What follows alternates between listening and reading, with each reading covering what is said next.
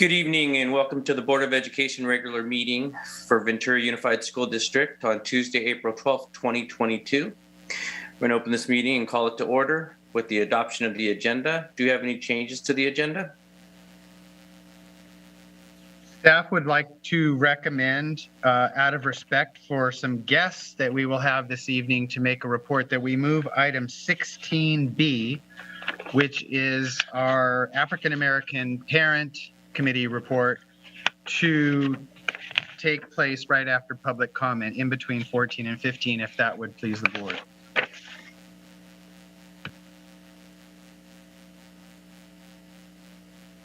You mean 16A?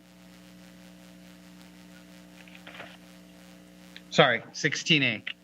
Thank you. Thank you, Trustee Lomax. Catching that. With that change, I saw head nods. We will then move to the adoption of the agenda. So moved. Second.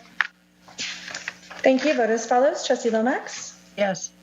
Trustee Dannenberg still not on? Okay. Trustee Callahan? Yes. Trustee Rodriguez? Yes. Trustee Alvarez? Yes, and I see Trustee Dannenberg is now on. If we're just approving the agenda, Jerry. Okay, I approve. Thank you. Motion carries 5-0. That moves us to agenda item number 4, action item, consideration of resolution 22-11, continuing Board of Trustees authority to hold virtual meetings pursuant to AB 361.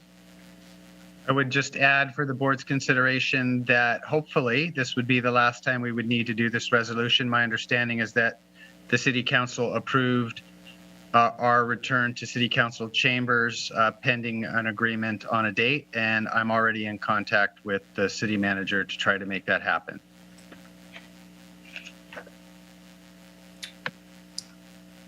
Dr. Rice, did you get any additional information about that? Because I noticed in reading the way it was posted on their agenda that there was like a series of caveats. Only that we would be expected to pay the cost of the facility, which we were already paying with the exception of the security person. So we would likely need to engage in negotiations with them about that and how much that costs. But if the board would let staff work that out with city staff, then that was the only thing that City Manager McIntyre shared with me. Okay, and also just I hadn't realized until I spoke to some council members over the weekend, but they don't actually have security anymore. So they're using VPD for their meetings. They don't actually have a security guard there at that back door anymore. Okay, maybe I'll talk to Mr. McIntyre and try to flesh that out. And if I need to contact Chief Schindler, I will. But I'm happy to make a motion to for the continuance. Second. Thank you. Vote as follows. Trustee Lomax? Yes. Trustee Dannenberg? Yes. Trustee Callahan? Yes. Trustee Rodriguez? Yes. And Trustee Alvarez? Yes. Thank you. Motion carries 5-0. That moves us to agenda item number 5, public comment on closed session items. Do we have any public comment? If anyone has any public comment, please use the raise hand icon at the bottom of your screen. We have no public comment on closed session items at this time. I'll move us to agenda item number 6, motion to go to closed session, where we'll talk about 7A, Pupil Matters, pursuant to Education Code Section 35146, 48916, 48918, approval for administrative recommendation regarding student expulsions, number 22-13 and 22-14. We'll talk about 7B, Conference with Labor Negotiators, pursuant to Government Code Section 54957.6. 7C, Public Employee Appointment, pursuant to Government Code Section 54957. 7D, Public Employee Discipline, Dismissal, Release, pursuant to Government Code Section 54957. And 7E, Conference with Legal Counsel, Anticipated Litigation, Significantly Exposure to Litigation, pursuant to Government Codes 54956.9. Do we have a motion? So moved. Second. Thank you. Vote as follows. Trustee Lomax? Yes. Trustee Dannenberg? Yes. Trustee Callahan? Yes. Trustee Rodriguez? Yes. And Trustee Elmers? Yes. Thank you. Motion carries 5-0. We'll now move to closed session. See you there.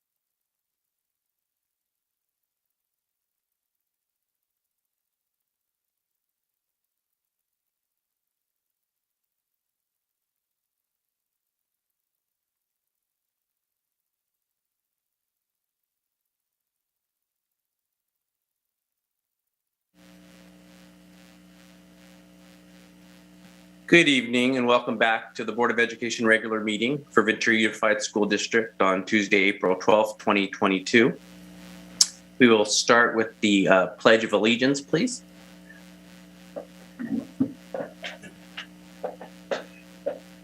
Right hand over your heart, ready, begin. I pledge allegiance to the flag of the United States of America and to the republic for which it stands, one nation, under God, indivisible, with liberty and justice for all.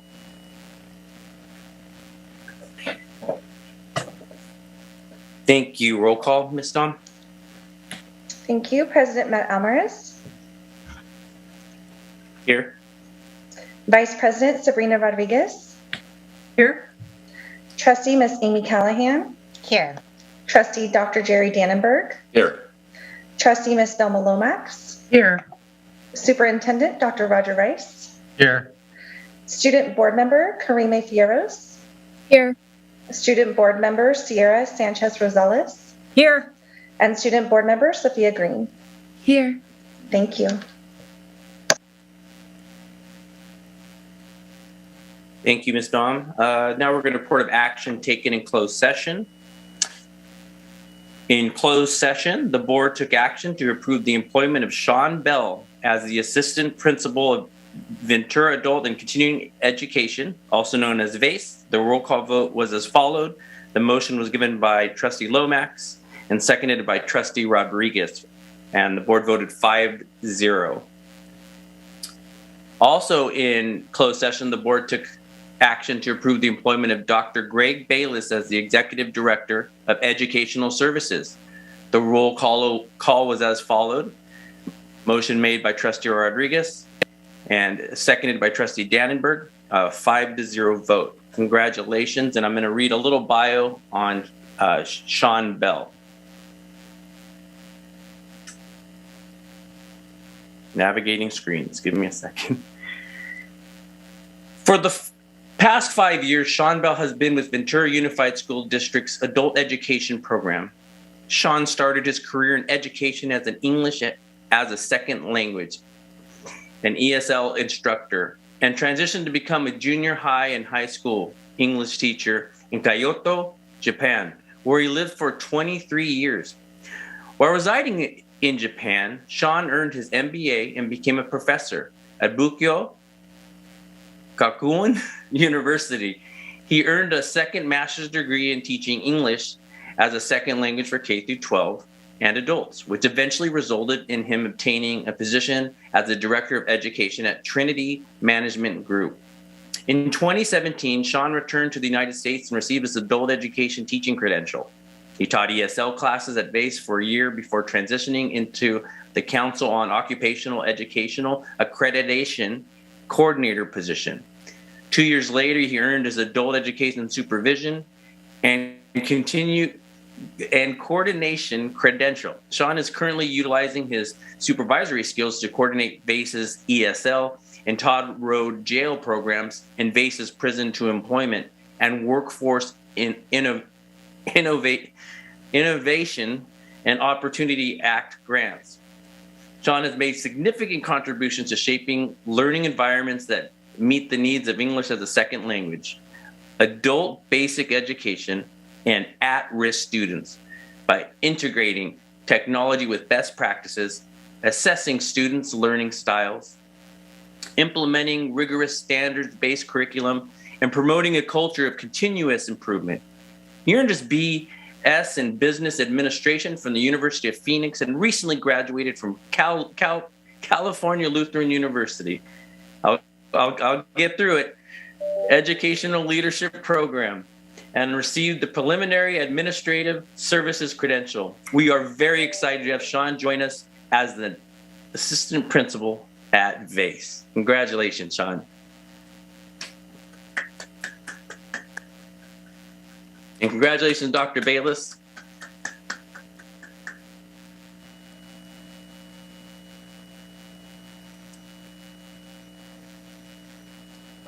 Before we move to the superintendent's report, I also wanted to say that we pulled 15D from tonight's agenda to have a more thorough discussion on the Healthy Schools program and the other items that were on that agendized item at a future board meeting.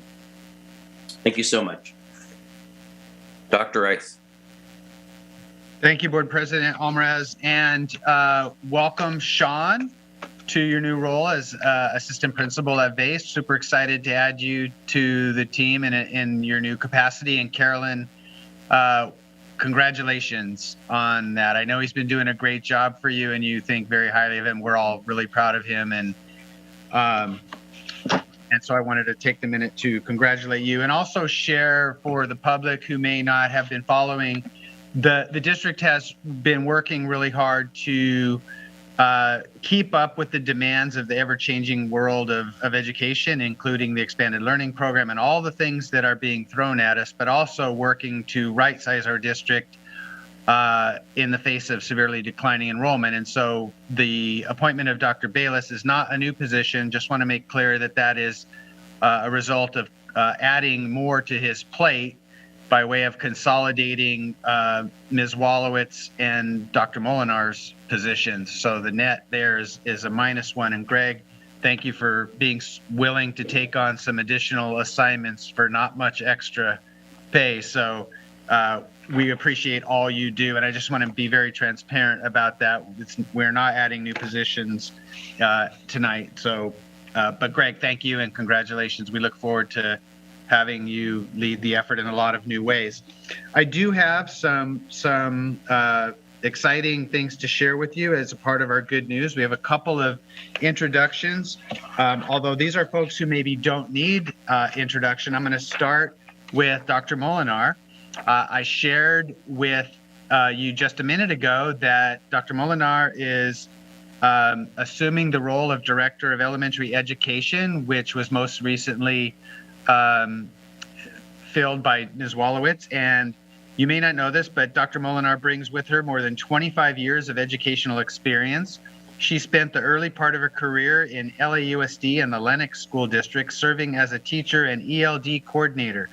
She came to VUSD to serve as the assistant principal at Aapc Middle School in 2005. She has also served in the Ventura Unified School District as a principal, and most recently as the multilingual and multicultural education director. We look forward to seeing Dr. Molinar serve in her new role. We know that her excellent background will serve her well and all of our students. Soledad, congratulations on your expanded and your new role. We're really looking forward to seeing great things out of you. Anything you want to share this evening with the board? No, I just want to say thank you, Dr. Rice. Thank you, President Almaraz and the trustees for this opportunity to serve our elementary teachers and administrators much more closely and really just continue our focus and collaboration around our English learners and diversity, equity, and inclusion. So I appreciate the opportunity. Thank you.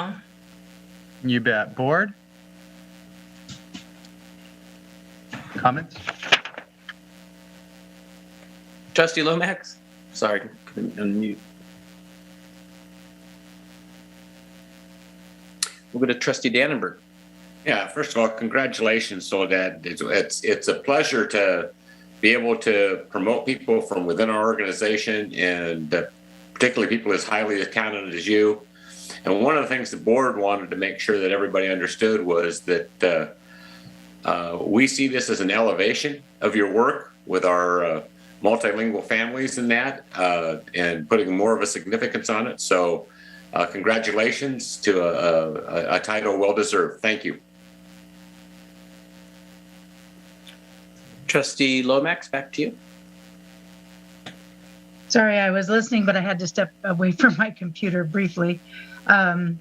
Congratulations. I think this is awesome, and we have always appreciated you, and anything we can do to support you in this new venture, just let us know. But congratulations. Thank you. Trustee Callahan? Thank you, Dr. Molinar. What a privilege it is for us at Ventura Unified just to have such best of breed in someone like you and what you represent from your professionalism, and also in this position, because multilingual and multicultural diversity, equity, inclusion will not be an afterthought or a subcategory. It'll be interwoven into what we do and how we do it. It's instrumental, and you have been a champion and advocate to moving this work forward.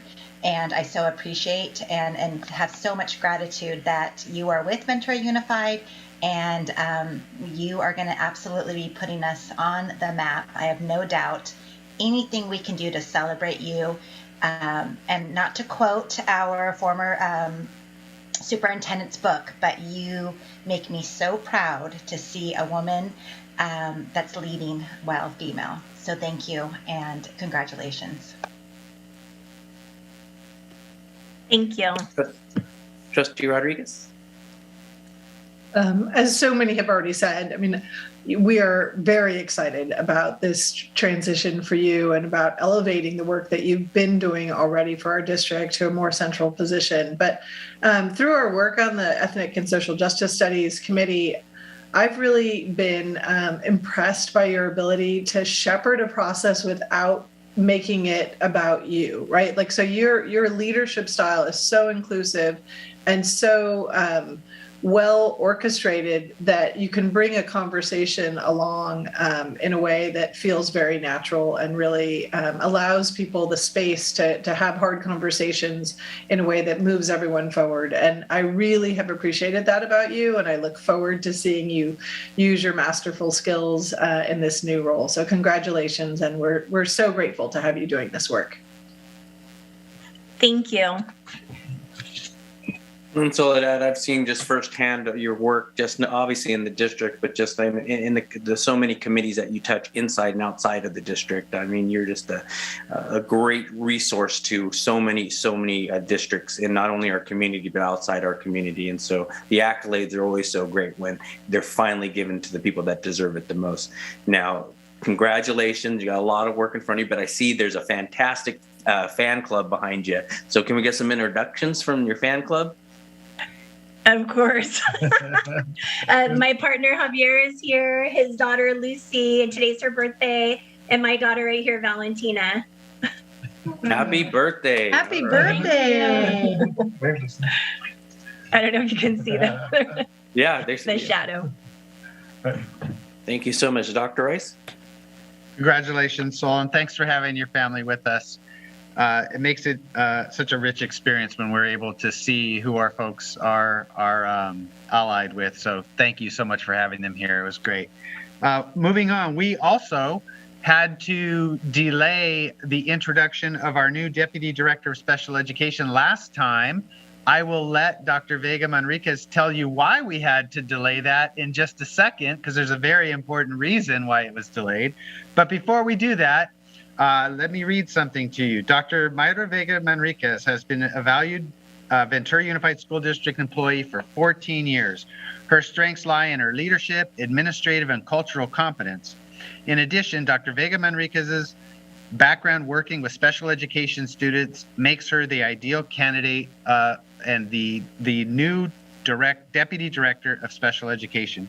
She began her career with VUSD as a 4th and 5th grade teacher, taught middle school at Ventura Community Day School, and was a 9th through 12th grade teacher for the emotionally disturbed special education population at Buena High School. In addition, she has taught 6th, 7th, and 8th grade at Cabrillo Middle School and Spanish at Buena High School. In 2014, Dr. Vega Manriquez became an assistant principal at Data Middle School, then interim principal at EP Foster Elementary, and in 2018 was promoted to principal at Anacapa Middle School. During this time, Dr. Vega Manriquez has gained a diverse K-12 experience supporting special education programs, Title I schools, magnet schools, and alternative education. She stands out for her ability to collaborate with families and always has a student-centered approach to education. Dr. Vega Manriquez, congratulations on your appointment as our new Deputy Director of Special Education. It's wonderful to see you and your family with us this evening. Maybe you could introduce your family to us, talk to us about why you weren't able to be here last time, and then we'll turn it over to the board. Great. Hello, everybody. Good evening. Thank you so much for having me. President Alvarez, Board of Trustees, Dr. Rice, Executive Cabinet, thank you so much for the opportunity to serve VUSD in this capacity. Just going through everything that you read has just brought so much. I've been here for, almost 15 years, and I've had a very diverse experience in serving Ventura Unified, and I just look forward to using all of that diverse experience to support in this new capacity, and I'm just so grateful for the opportunity. So thank you. Thank you for the opportunity. I have my daughter here with me today, and part of the reason why I had to miss the last time around was because we had some complications and I had to deliver our baby early, but we're all okay now. And my husband's here holding on to our other little kiddo. So we're here together we're team no sleep right now. So, but I want to say hi, mommy. Vamos a decirles hola. Salúdalos. Diles, hola, yo soy Tlali. Diles. So this is Tlali, and she has just now decided to start picking out her own outfits. So this is why she's dressed in whatever she's dressed in right now. But I just want to thank you all for supporting me through what I'm going through right now, and I can't wait to begin this role in July, and I look forward to supporting the special education team and working alongside Mr. Conant to continue to move forward the department and the great work that's been happening. Before I close my piece, I just wanted to thank my family at Aapc and the people that Dr. Rice, all the people that I've worked through, that Dr. Rice mentioned, I've had the opportunity to work with, because we've all done very important work. And now I'm really excited to be able to take that work and elevate it in this capacity. So I just am thankful to everybody who I've had the privilege to work with. And I look forward to serving you in this new role. Thank you very much. And let me just quickly introduce, this is my husband, Francisco, and our baby, Matias. And then you met Tlali already. She's been very excited on the call, so thank you again.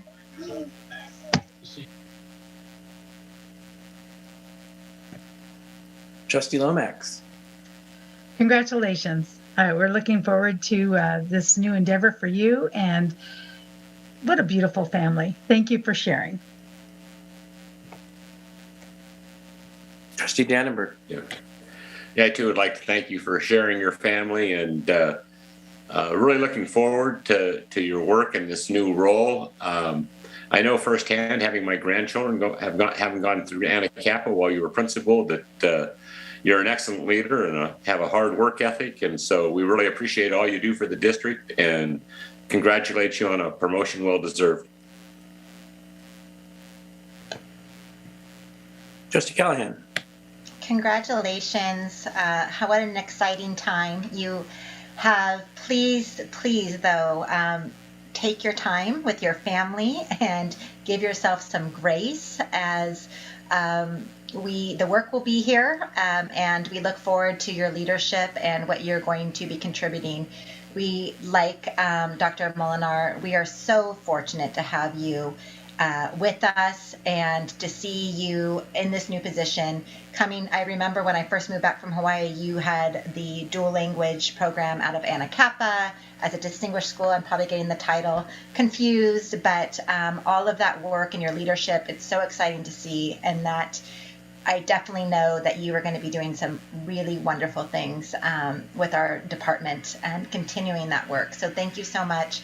And just like Dr. Molinar, as I shared, it's really exciting for me to see that we're promoting within and another woman who is leading well female. So thank you so much and congratulations.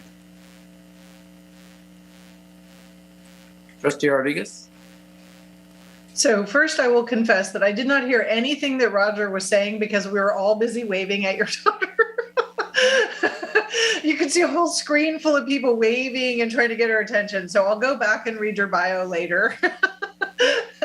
But I just wanted to say congratulations, and we're really looking forward to you bringing your incredible ability to work with our families and our students to this new role, because it's something that I know you are so great at, and having watched you do it at Aapc, it's important work, and I know you bring a real passion for it, and we're so grateful for you being willing to step up into this new space. So congratulations on both the baby and the new job, and we look forward to you starting once you're ready.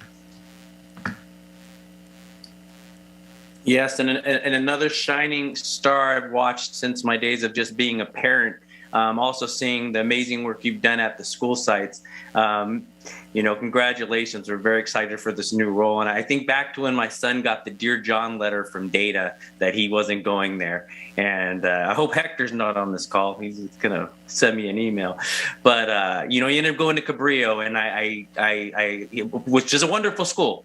Amazing, but I know he missed on that opportunity to really have you as another force that would have propelled him forward. So congratulations. We look forward to the magical work you're going to do, and enjoy this next chapter. I mean, you're starting a whole new chapter with your newborn. So what an exciting way to start your new chapter. Congratulations.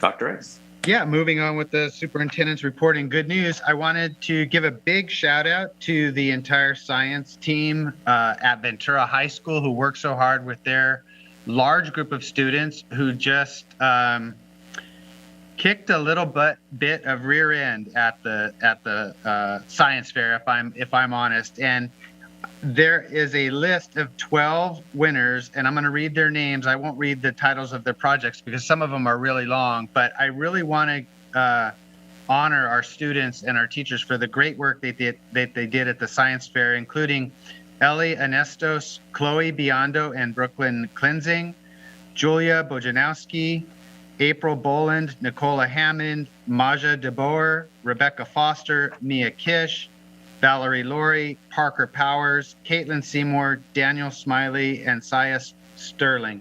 Congratulations to all of you for doing an amazing job at the Ventura County Science Fair. In addition to the email congratulations that I got from your teachers, I also got one from the county office, from VCOE, naming you personally and praising you for your work. So congratulations to all of you. Also wanted to share something's not on the agenda, but equally good news. Super excited to congratulate Paul Hunt and his team of musicians who recently traveled to Chicago for a very, very competitive music festival. And what Mr. Hunt reported to us was that the wind ensemble honors and the string orchestra honors of 96 students have returned from the 5-day trip in Chicago and earned superior ratings from the adjudicators. And I know that is quite an achievement. I know that the board and the staff is extremely proud of their musical ability, but I also want to read something that I think is even more impressive. And this comes from Mr. Hunt. He says, at all times, they were polite, mature, caring, and displayed some serious musical abilities that left our host impressed and with a very positive image of Ventura. You couldn't ask for a better group of people to be with. And in my heart, that's more important than the music. They're just a great group of kids. And Mr. Hunt, congratulations to you and all you've achieved recently. We're really proud of you.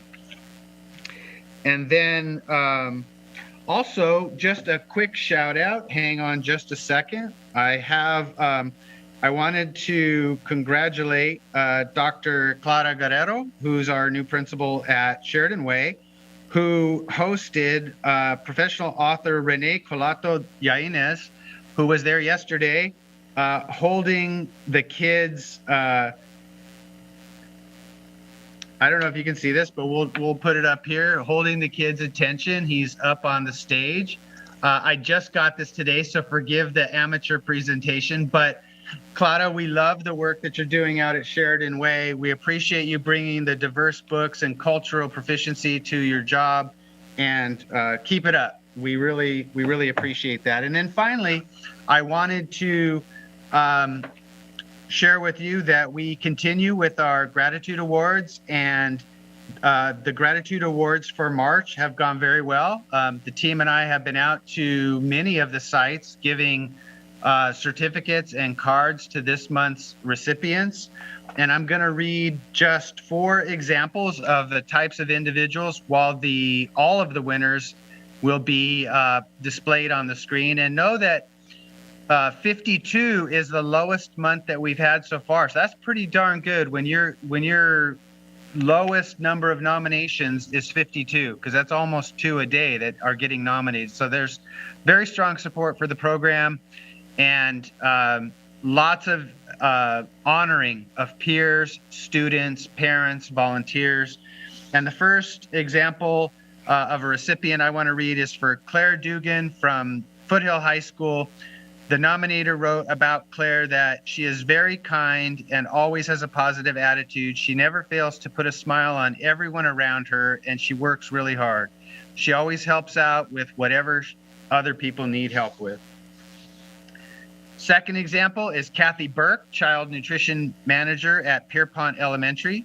Her nominator says, Kathy greets the students daily with love in her heart and great meals. She knows all the students and they look forward to seeing her. If there are challenges like field trips or change recesses, etc., she rises to the occasion. We are so fortunate to have Kathy at Pierpont. She is the great part of the fabric that makes this community and school so great. Congratulations, Kathy. Our next recipient that I'll honor this evening is Theresa Vosper, a speech and language pathologist at Balboa Middle School. And her nominator says, Theresa supports our students through speech services at Balboa. She goes above and beyond to make sure their needs are being met. She starts the weekly Uno Club for our special needs students who enjoy spending time at lunch with her and their peers playing Uno, not only becoming expert players, all the while learning social skills and conversation. She is one of the most hardworking, calm, and kindest persons I know. She deserves to be recognized for her daily hard work and effort to help our students. Congratulations, Theresa. That's quite an honor. And then finally, I want to read a little bit about Darlene Cody, a volunteer at Lincoln Elementary. Her nominator says, Darlene Cody worked at Lincoln for 26 years. She was more than our office manager. She was the heart and soul of Lincoln and still brings that passion with her when she fills in. From a prior principal, quote, there are no words to describe Darlene, unquote. I agree. As a volunteer now, she helps with a variety of events throughout the year, including the annual Winter Boutique that she started many years ago. She will always be a huge part of Lincoln. So congratulations to our winners. And these names that you see on the screen are the winners who were randomly chosen in a drawing for the Amazon gift cards. Just a reminder to everybody that you can find the nomination on our website. Marianne, you can correct me if you want to add anything, but you can find the nomination on our website. We encourage nominations, and you know, when people are asking me about what we can do to market our school district and to combat declining enrollment, it's all about the people. Ventura is special because of the people. And if you want your kids to go to a school where people love and care for your kids, then send them to Ventura. These are just a few of the many examples of the great work that's going on here amongst our truly outstanding employees and students and volunteers. So with that, that concludes the good news. And if the board's okay with it, I'd like to introduce Karime Fierros from Foothill Tech, who will lead us into the student presentations. And just a second before, Karime, before you go, we didn't announce this yet, but Robin, Ms. Freeman, for your group who's doing their report tonight, we did change your agenda item, move that up to right after public comment. So we know we have guests that probably don't want to sit around until midnight because this could be a late one. So you'll go right after public comment. We changed the order of the agenda. Thank you. Karime? All right.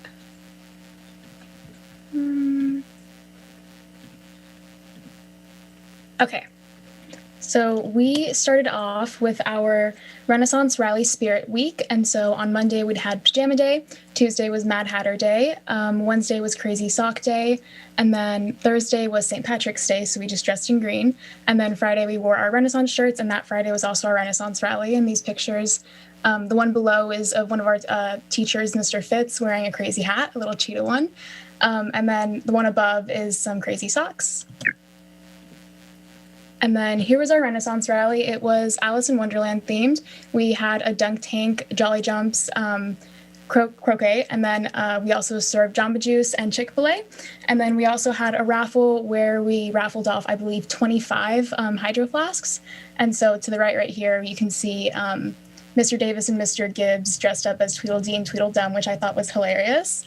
And then to the left, that is one of our teachers, Mr. Dustin, in the dunk tank, which a lot of the other teachers and some of our administration also joined that and got soaked by the students throwing balls at that little red target. And then here are some more pictures. The one to the left is a picture of our Renaissance shirts, and so each grade had a different color so you could distinguish people more. And then to the right is one of our blow-ups that we had, and that was a huge caterpillar that people could crawl through. And then that same week, we also had a senior movie night, which was, again, Alice in Wonderland, and we had hot cocoa and Topper's Pizza. And then we had camp week a couple weeks after. And on Monday, we had donuts. We didn't have any lunchtime activities that day because it was raining. But then on Tuesday, it was pretty sunny, so we were tie-dyeing T-shirts. And then on Wednesday, we had a water balloon toss and rock painting. And then on Thursday, we had a bunch of string out on the stage so students could go and make friendship bracelets. And then on Friday, we had an obstacle course. And here are some pictures. Right here to the top left, there's some people making the friendship bracelets. The bottom left is someone rock painting. The middle one is a middle view of the whole balloon toss. The top right's one of my favorites. If you look at the bottom left of that top right picture, there's an action shot of someone dropping a water balloon, which I think is really funny. And then the bottom right are two friends with their friendship bracelets. And then this Thursday, we have prom going on. It's going to be hosted at the Poinsettia Pavilion. It's open to seniors and juniors, and the theme is Princess and the Frog, and it's also a masquerade. And then today we just had our interest meeting for the senior act. And so the senior act is basically an act that the seniors put on at air guitar, and it's super top secret. Only the seniors know about it. So I won't reveal what we said today, but if you want to follow our Instagram, we're having air guitar next month. So be on the lookout for that. And then this one I'm really excited for. We are having senior recess on Thursday, April 21st from 6 to 8 p.m. in our quad. This is basically just to kind of give the seniors a sense of nostalgia as they're growing up and going into, the adult life, college, or wherever they're going for the next year.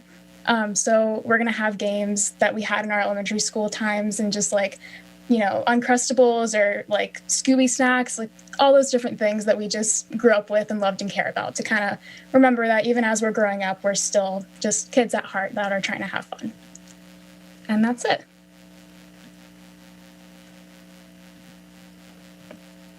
Thank you, Karime. We always appreciate your presentations, and some of us old folks would love to be young at heart and have some Uncrustables with you. So let us know, and maybe some of us can make it. You're more than welcome to come.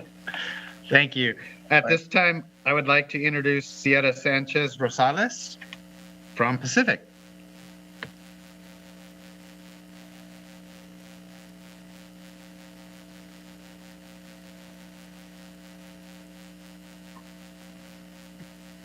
Sierra, I believe you're muted.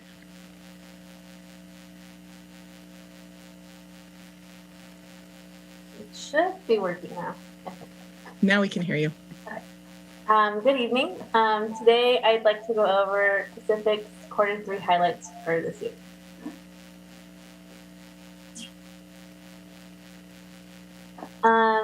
We have started It Pays to Be on Time at PHS. In this way, students collect stamps for a daily being on time first period, and 20 stamps equals recreational time during advisory. And here's some pictures as some examples.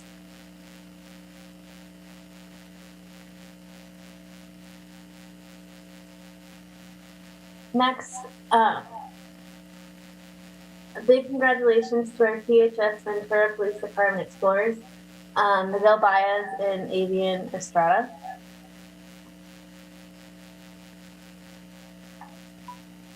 Next, we have pictures of staff loving ASB Week for Spirit Week.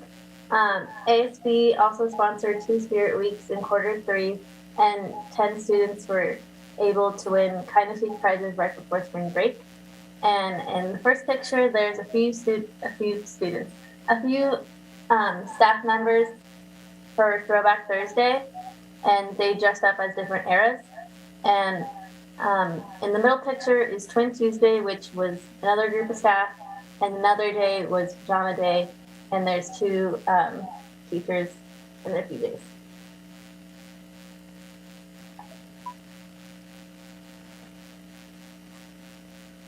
We also have Renaissance Academic Award field trips. The first one is April 21st, and we're going to the Santa Barbara Zoo, and we're also going to Ledbetter Beach. And the next one is May 26th for Los Angeles Natural History Museum.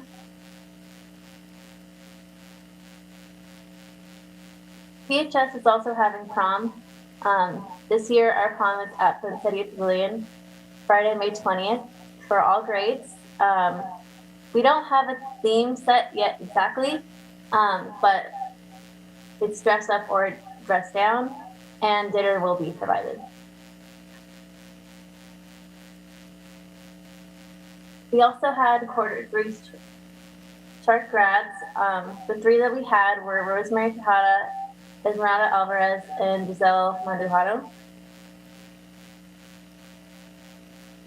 And thank you for your time again.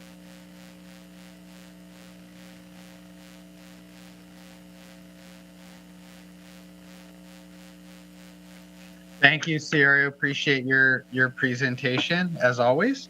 And that brings us to Sophia Green from El Camino. Hi all. I'm gonna go over our spring semester. And sorry.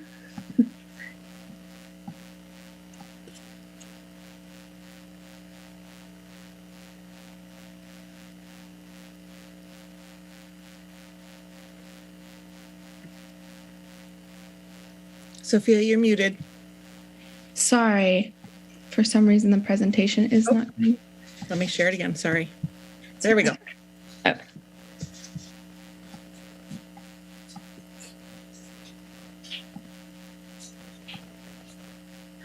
Starting off spring semester, we had many Renaissance students. 145 students made Renaissance this year, and we're so proud of them. We also had a great portion of our students with 4.0s and above. The staff really put a lot of effort into making all of us feel very appreciative of all of our hard work. They gave us certificates for our honors roll and also little treats and baskets. We had casino night, which was a huge success. We had the most amount of people come out and play games. It's one of our biggest events. It's a nighttime event, and we were able to have Chipotle burritos for everybody and different snacks and desserts. We also had a lot of parent involvement with some awesome fathers coming out to be dealers, and they all had a great time. And our Knowledge Bowl this year went really well. We have some amazing, intelligent students, Seth, James, Emma, Mobeen, and Nora, and Emma and Nora are new to Knowledge Bowl this year. They all together had 6 wins and 4 losses, and I know them all personally, and they're very amazing individuals who we're all very proud of at El Camino. Upcoming, we have Art Week, which is going to be so amazing. On every day this next week, we're going to have a different art form showcase for students to come and get into their artistic side, poetry, painting, collaging, and drawing on different days. And then we have a board holiday, CAPS testing, VC fall registration day, which will be awesome for all the juniors and below. Us seniors are happy to not have registration day this year. And our El Camino Prom is going amazing. We finalized all of our details. Our theme is A Night at Venice. We have all the catering done and the decorations, and it's coming together beautifully, and we're slowly selling tickets. And our VC finals are up in May. Thank you.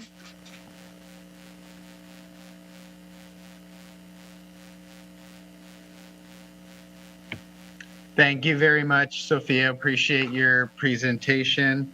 And then the last thing I wanted to do during Superintendent's report is just make an announcement for Ms. Quiros and congratulate her and her partner in crime, Martin Foley, who have been working for the better part of, I don't know, a year and a half now to get our web pages up. They will be launched imminently. I'm so excited. This has been a long, hard road, and congratulations, Marianne, a few days early. I know we're going to launch all new websites with consistent graphics, consistent navigation, updated content. You guys have put in thousands and thousands of documents and information into the web pages, and participants on the meeting tonight, please look forward to that. We'll definitely put out Parent Square on that, but just wanted to announce because that is very good news. So thank you for all your good work on the web pages, Marianne and Martin. And that concludes Superintendent's report this evening. Thank you so much, Dr. Rice. Brings us to agenda item number 13, the correspondence of Ventura County Office of Education. Yes, we do have one letter from County Superintendent Dr. Cesar Morales. This is a letter that approves the district's request for an audit extension. I would just wanted to make very transparent that the, extension, that the audit extension was requested because the auditor's firm is short on auditors and not because of anything to do with the district. So just wanted to be very transparent about that. We're ready to proceed as soon as they are. But because of statutory deadlines, we needed to make the request, and that request has been approved.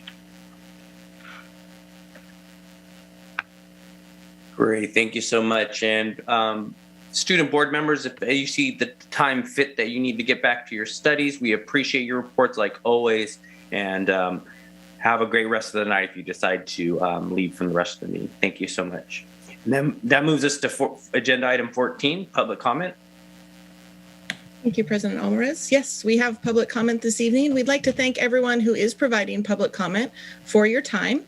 If you would like to make a live public audio comment, this is now the time to use the raise hand icon at the bottom of your screen.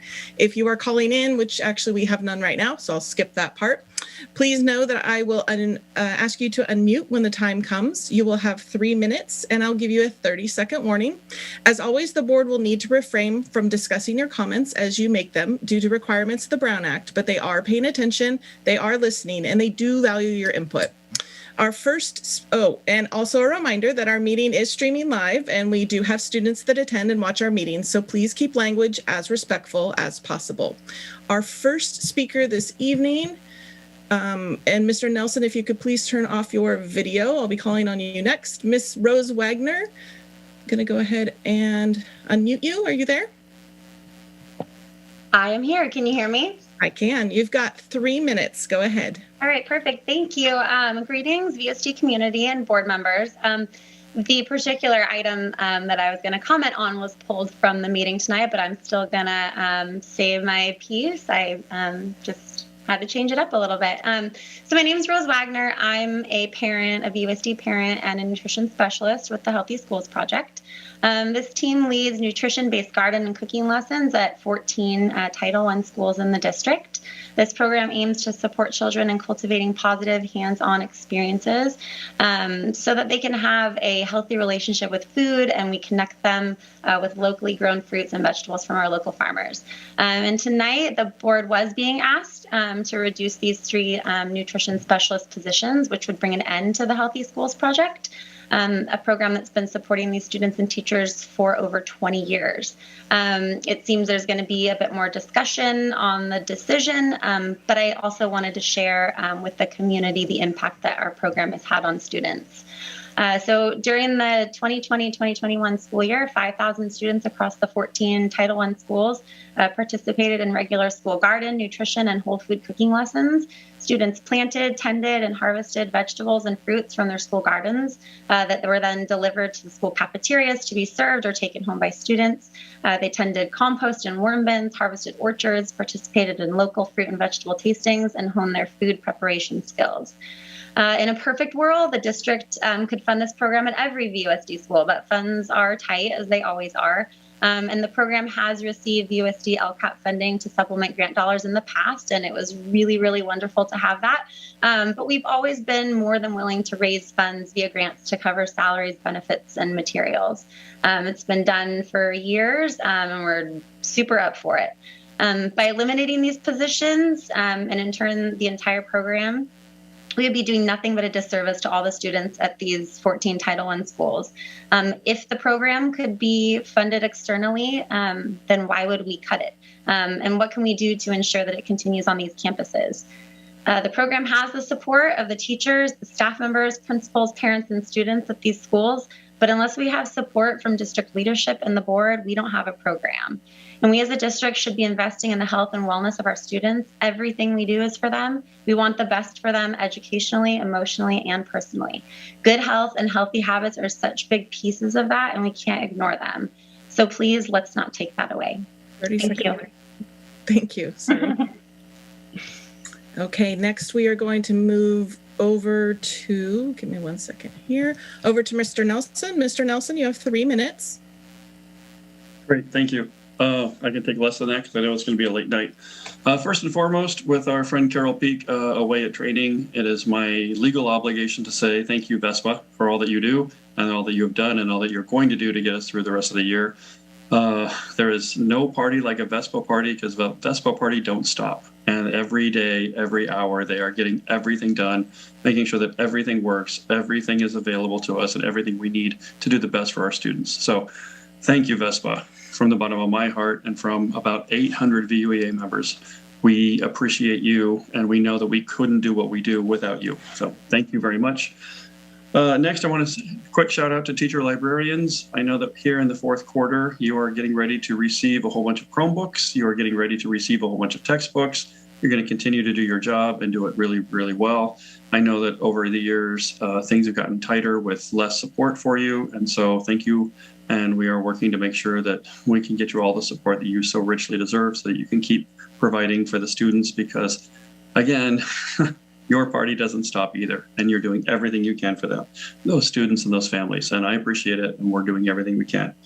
Also, special ed providers, thanks for sticking with us. It's a time of year where a lot of people are making a decision as to whether to stay with Ventura Unified, and those of you that are sticking with us, thank you.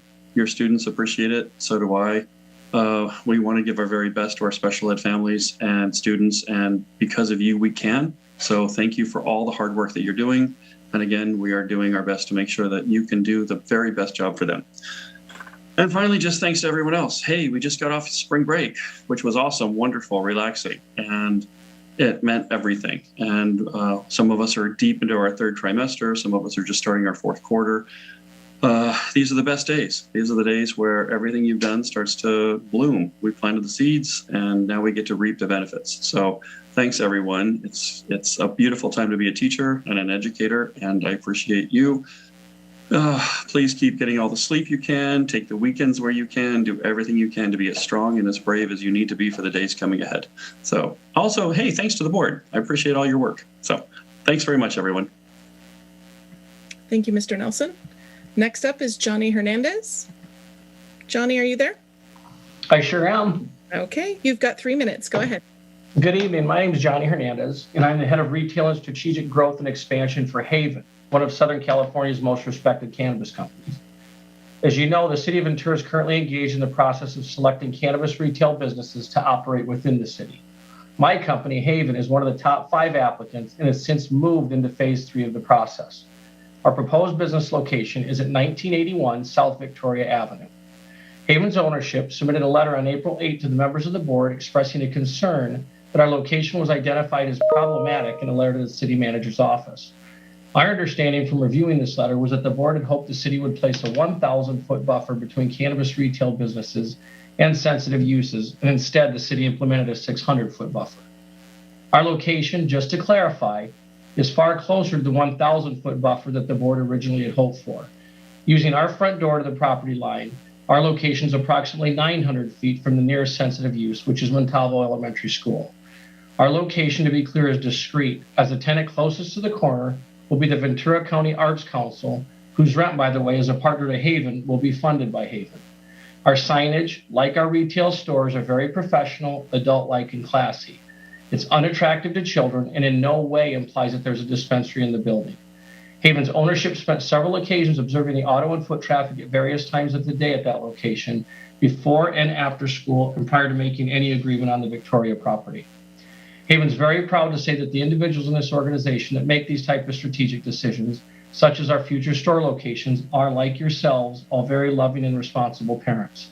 I myself am a father of 5, and prior to leading Haven, I spent 28 years of my life leading retail operations for Best Buy US. Applying for a cannabis license in any city is a monumental task, as there are times when you're competing against more than 50 competitors for only 1 of 5 licenses. This process requires hundreds of thousands of dollars in a business that's regulated as much as the pharmaceutical industry and more than the liquor industry. Haven currently operates 6 retail storefronts in Southern California, with another 8 locations opening in California over the next 18 months. If we were ever to do anything that violated any state or local laws, or something to jeopardize our reputation, we could lose those licenses, and it would put in jeopardy any potential new licenses in the state of California moving forward. The part of the application process that I didn't mention, and it's probably the most important, is the actual process of completing the 180-page application itself. In order to move to the interview phase, a company must show that they have thorough and responsible plans in place that protect our youth through a comprehensive youth use and education program. Haven has never in our history had an issue with youth in the communities we serve. Secondly, a world-class safety and security process and systems, and very aggressive community benefits plans that make the cities a better, safer, and more desirable place to live. There are numerous other criteria that are evaluated to the highest standard by the city, and in Ventura's case, by the country's most respected cannabis business evaluation consulting company, HDL. Mr. Hernandez. I'd like to close by... I'm sorry, Mr. Hernandez, you have 3 minutes, and I, with all due respect, have to keep you at that 3 minutes, so I did have to mute you. I apologize. Thank you very much for your time. Ms. Fassett, you are up next. I'm hoping I said that right. Are you there? Hello, can you hear me? I absolutely can. You've got 3 minutes. Go ahead. Okay, yes, and you said that right. Hi, everyone. My name is Rebecca Fassett. I am a teacher at Lincoln Elementary School, and I'm speaking tonight as a teacher, as a parent. I have children who attend a Title I school as well, and as a constituent.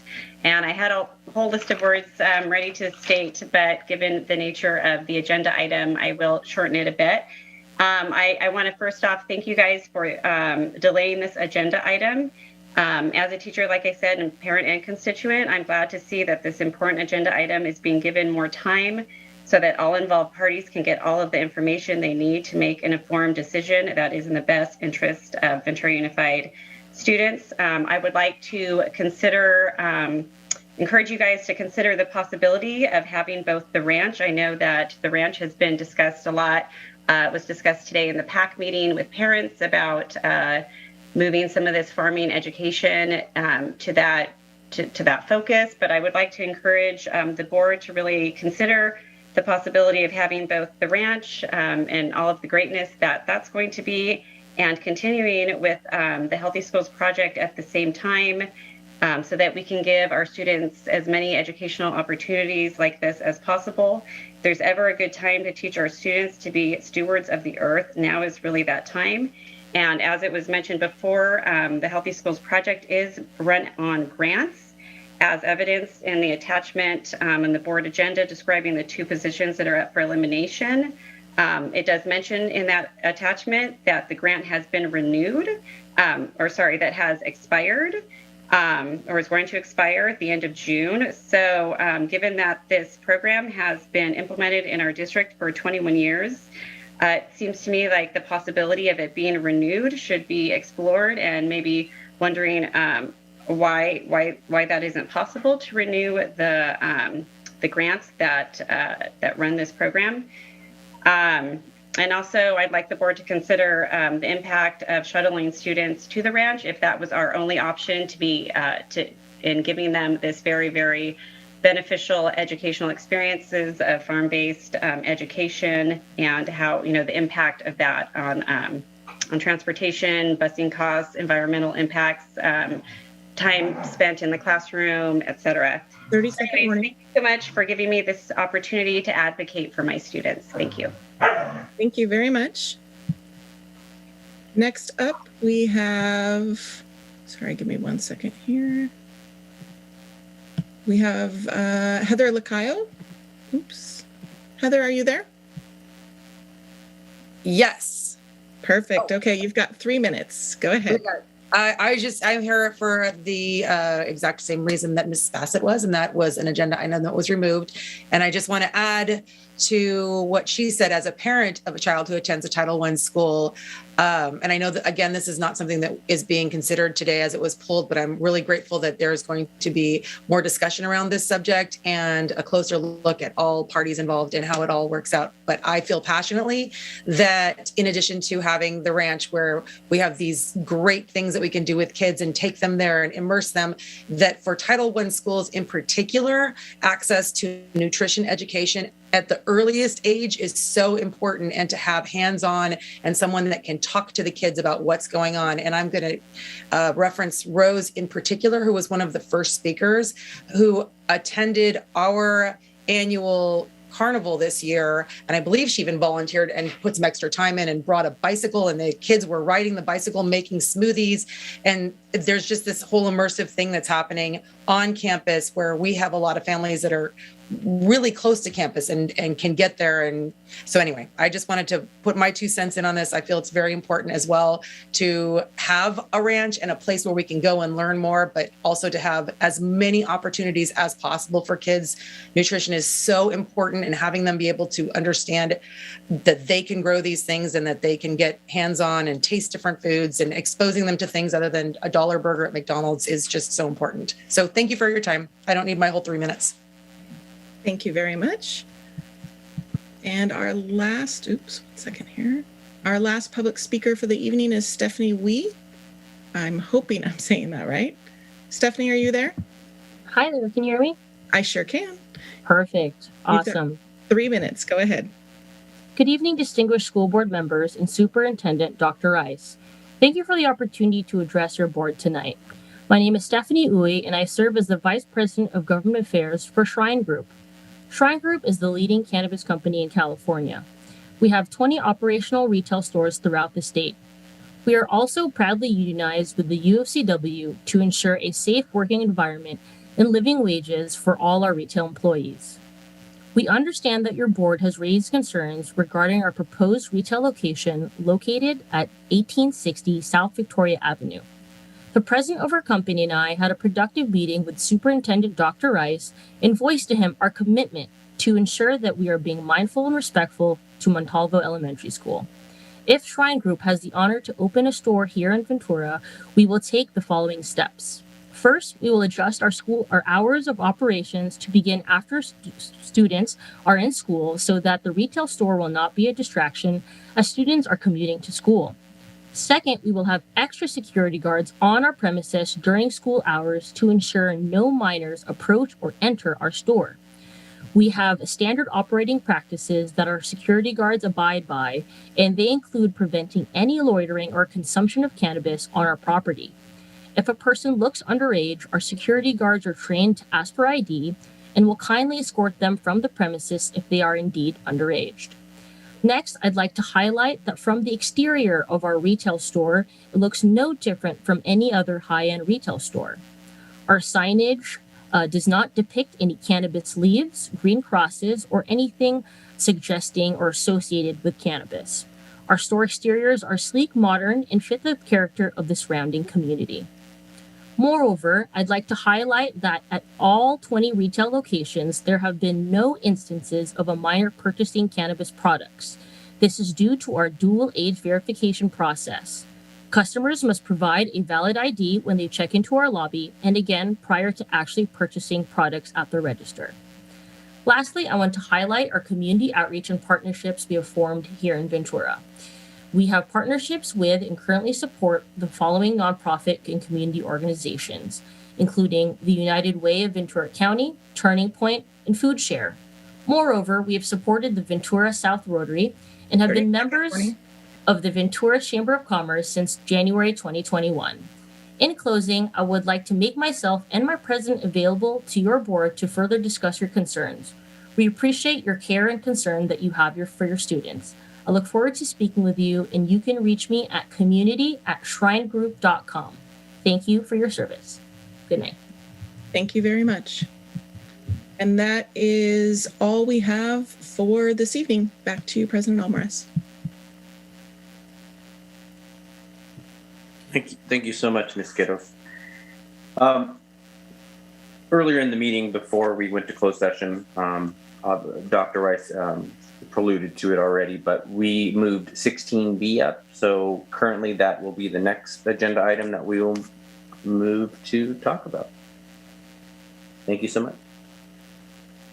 Sorry, 16A. Dr. Castro.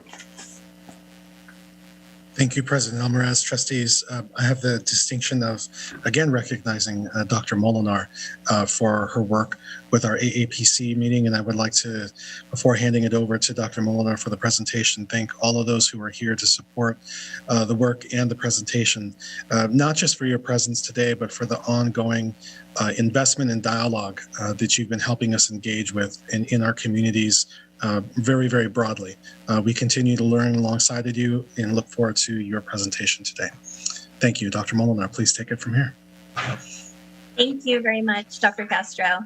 Let me try to share my screen here.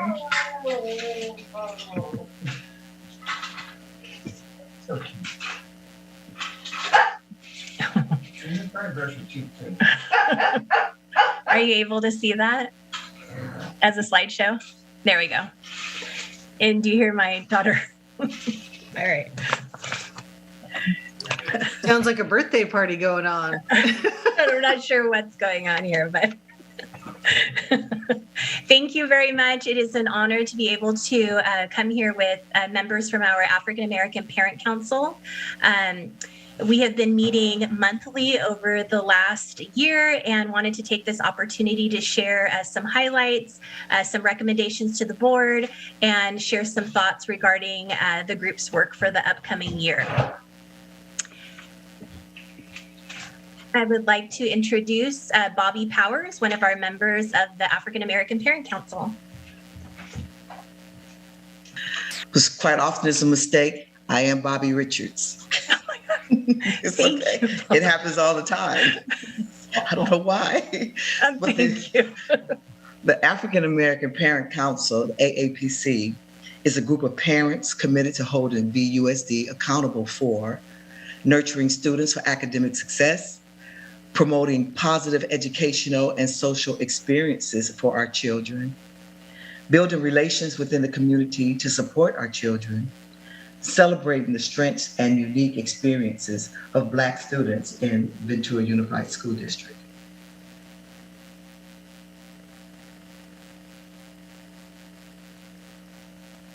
I do want to introduce the next speaker that's going to come on, and that is Lisa Olden Kurz.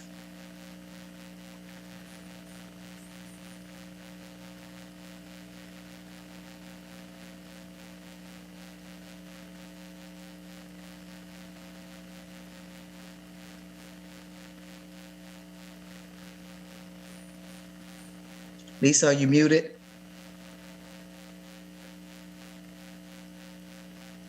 There we go. Thank you, Bobby. I wanted to go over the accomplishments and reflections. I'm going to do the first four. And the first one is what a privilege and even an accomplishment that a space like the AAPC exists, especially since this is going to be our third school year participating in such a group, and it allows us to be able to have a comfortable space where we can have discussions and connect, but also help to advise VUSD. 2, our social events. We've had potlucks. We are planning a book club that's to be determined, and other opportunities to gather, and this helps to strengthen the community. 3, cultural celebrations.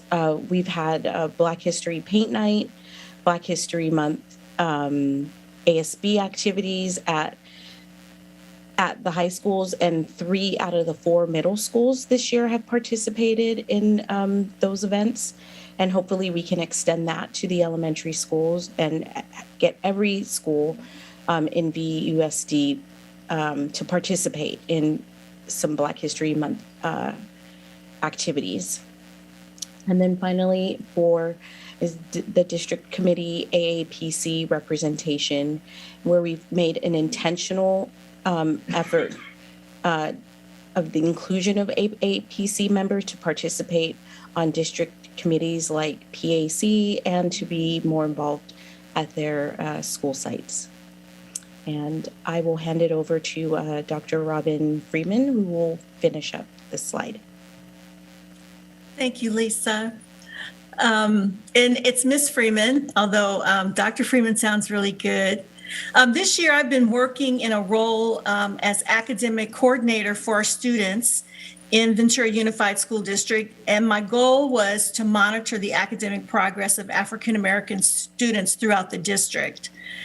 I've been in contact with several of the schools. I've talked with administrators, counselors, and teachers regarding services and support for students who are not thriving academically, and have been pleased to find that many of those students were already engaged in either some type of tutoring services or enrichment with specialists at the school sites.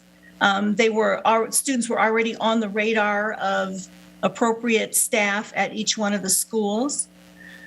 Number 6, a strong two-way bridge between the AAPC and Ventura Unified School District. And this involves just providing a safe space where parents and family members can communicate with the district about concerns regarding their students.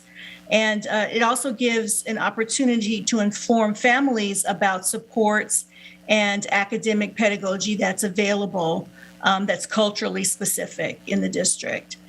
Field trips have been a challenge for us, obviously, during the pandemic, but we do make families aware of events that occur in the community. For example, California State University Channel Islands hosted an event on March 24th called Forgotten Images regarding African American memorabilia. It's a traveling show.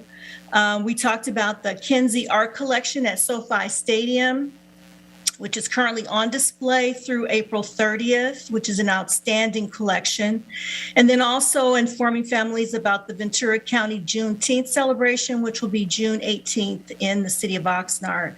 So we hope to have at least one field trip this year before the end of the year and more next year. Number 8, Learning from Diverse Groups panel series. The African Americans series was a group of community members, educators, parents, and students who had an opportunity to share their experience in school as students. And then finally, our last AAPC meeting was visited by the California Department of Education. Specifically, Deputy Superintendent Cheryl Cotton provided us with lots of information about Superintendent Tony Thurman's initiatives that support African American students throughout the state. Next, I'd like to introduce Joe Richards, who'll talk a little bit more about some recommendations to the board. Good evening, everyone. It's good to be here. I was selected to talk about some of the recommendations for the board. And first of all, I want to say that It is an honor to be part of this committee.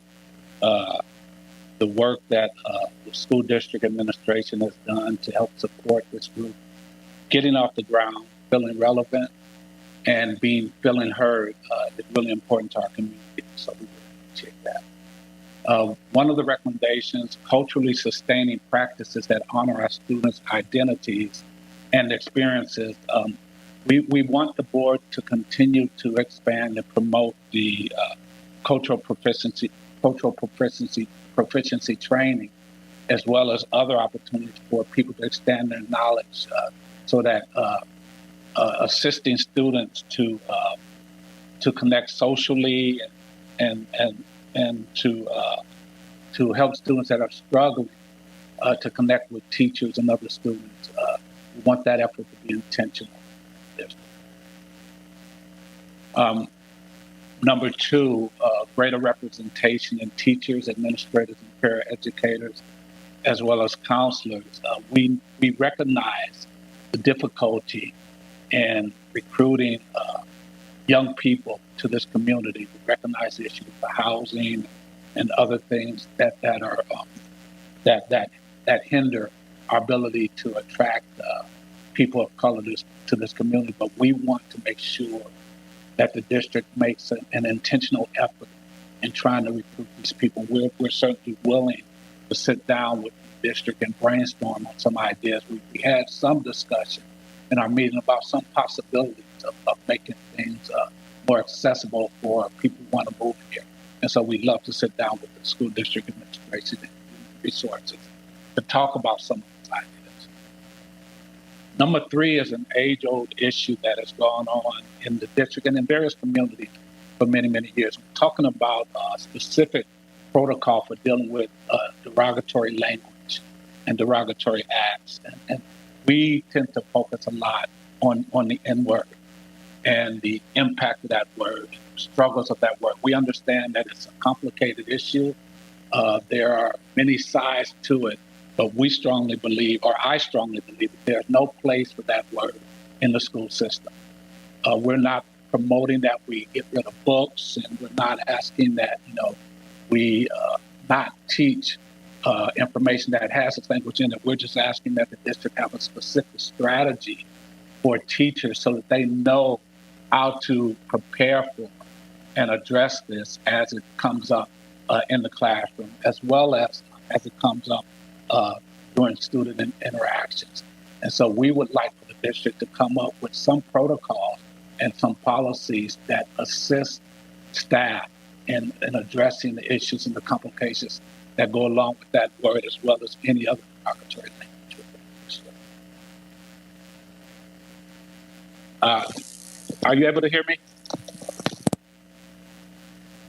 I'm going to, I got rid of my earphones there. And so the last thing, we want to make sure that there's a district-wide participation in events and initiatives across all sites in the district. I think Robin mentioned some of the events that were held this year, and the participation has increased, but we believe that we can do better as a district. We do have some communities or some schools that there is no effort at all to celebrate or to talk about Black History Month.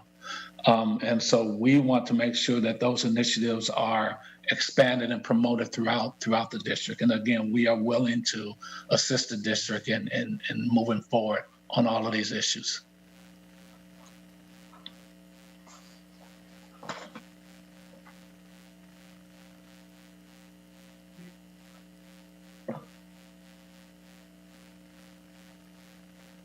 Thank you, Joe.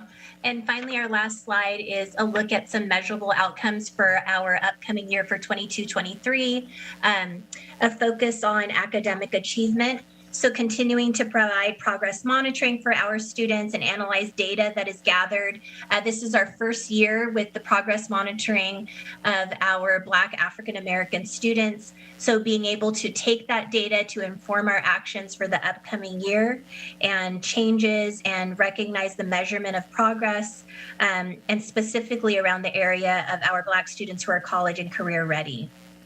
a look at our policies and procedures, like Joe mentioned, continue to work with the multilingual, multicultural department, student support services, and other affinity groups and the bargaining units to develop policies and procedures to address derogatory language and acts, including support for educators to have courageous conversations with students, staff, and families, and a circle of support for those who are harmed.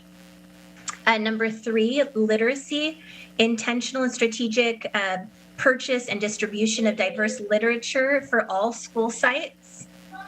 Number 4, humanizing the learning experience, working with our community within the Ventura Unified School District and outside agencies to provide professional development on culturally sustaining teaching practices, anti-racist practices, and implicit bias.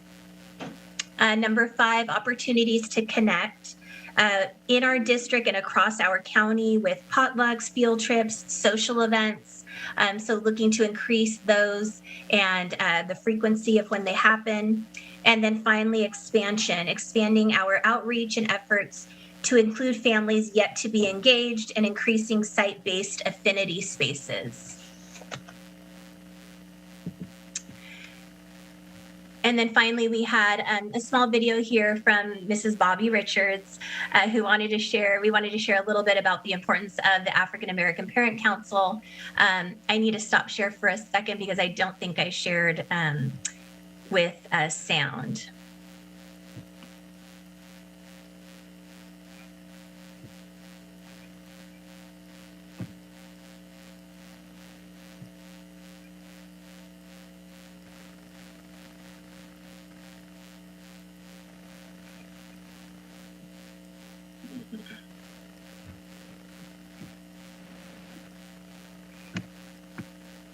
I don't know if this is going to work, but.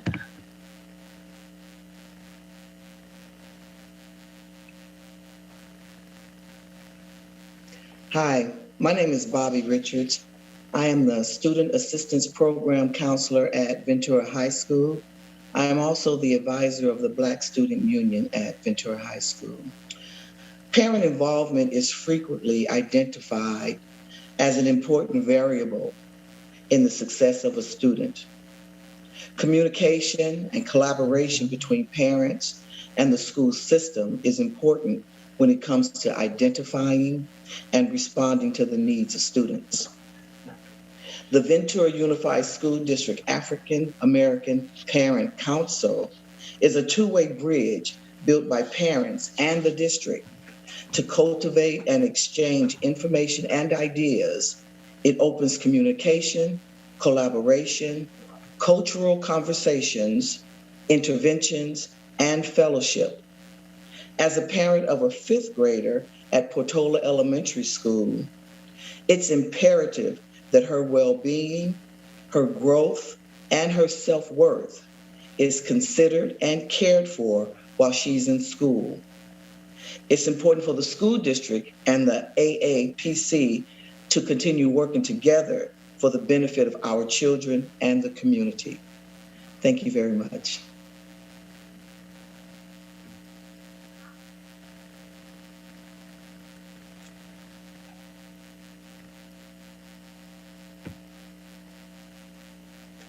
So that concludes our presentation. We want to thank you for the opportunity to be able to share the great work of our committee and also the leadership of Robin Freeman over this last year. So thank you so much. Thank you, Lisa, Joe, Bobby, for volunteering to be here this evening. Trustee Lomax? That's amazing. We've come quite a ways, and I'm very excited for the possibility of just for students to sit down and understand each other's culture is very, very important. And what the buzzwords that push buttons, I just think that my dog thinks so too, that we just need to continue. And I really appreciate all of you for doing this and for taking the time. I know it takes a lot of time, and I know that this will grow within the culture of our schools, and I really appreciate you. Thank you. Jerry? Yeah, I'd like to thank all of you for your hard work and your participation in the committee. I do have a couple of questions, and maybe they came out of Mr. Richards' portion of the program, so maybe he has answers, maybe he doesn't. The first one, having protocols for teachers to have for a derogatory language and that is used. Do you have any examples of school districts that have good protocols that we might be able to learn from? Or are you suggesting this is something we need to invent on our own?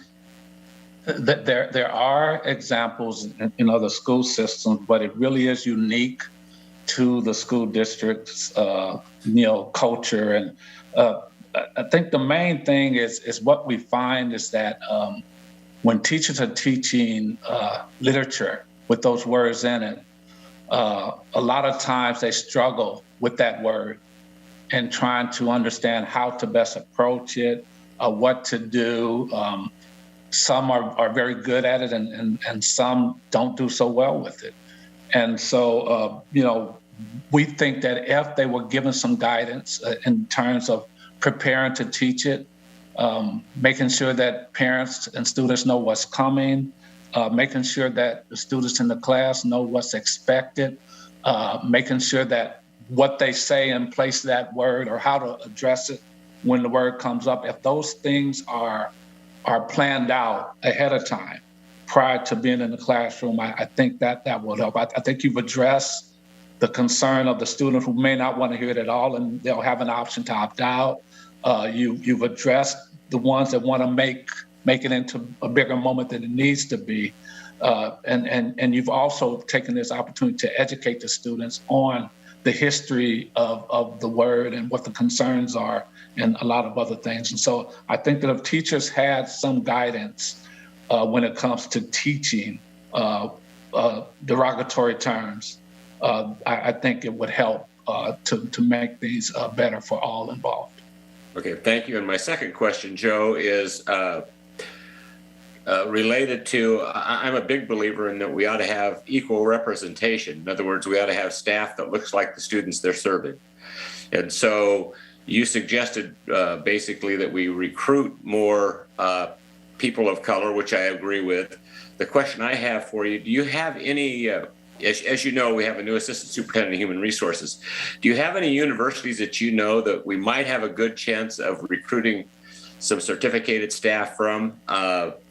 Typically, my experience has been a lot of times they like to stay or go back home or stay near the university where they went to school.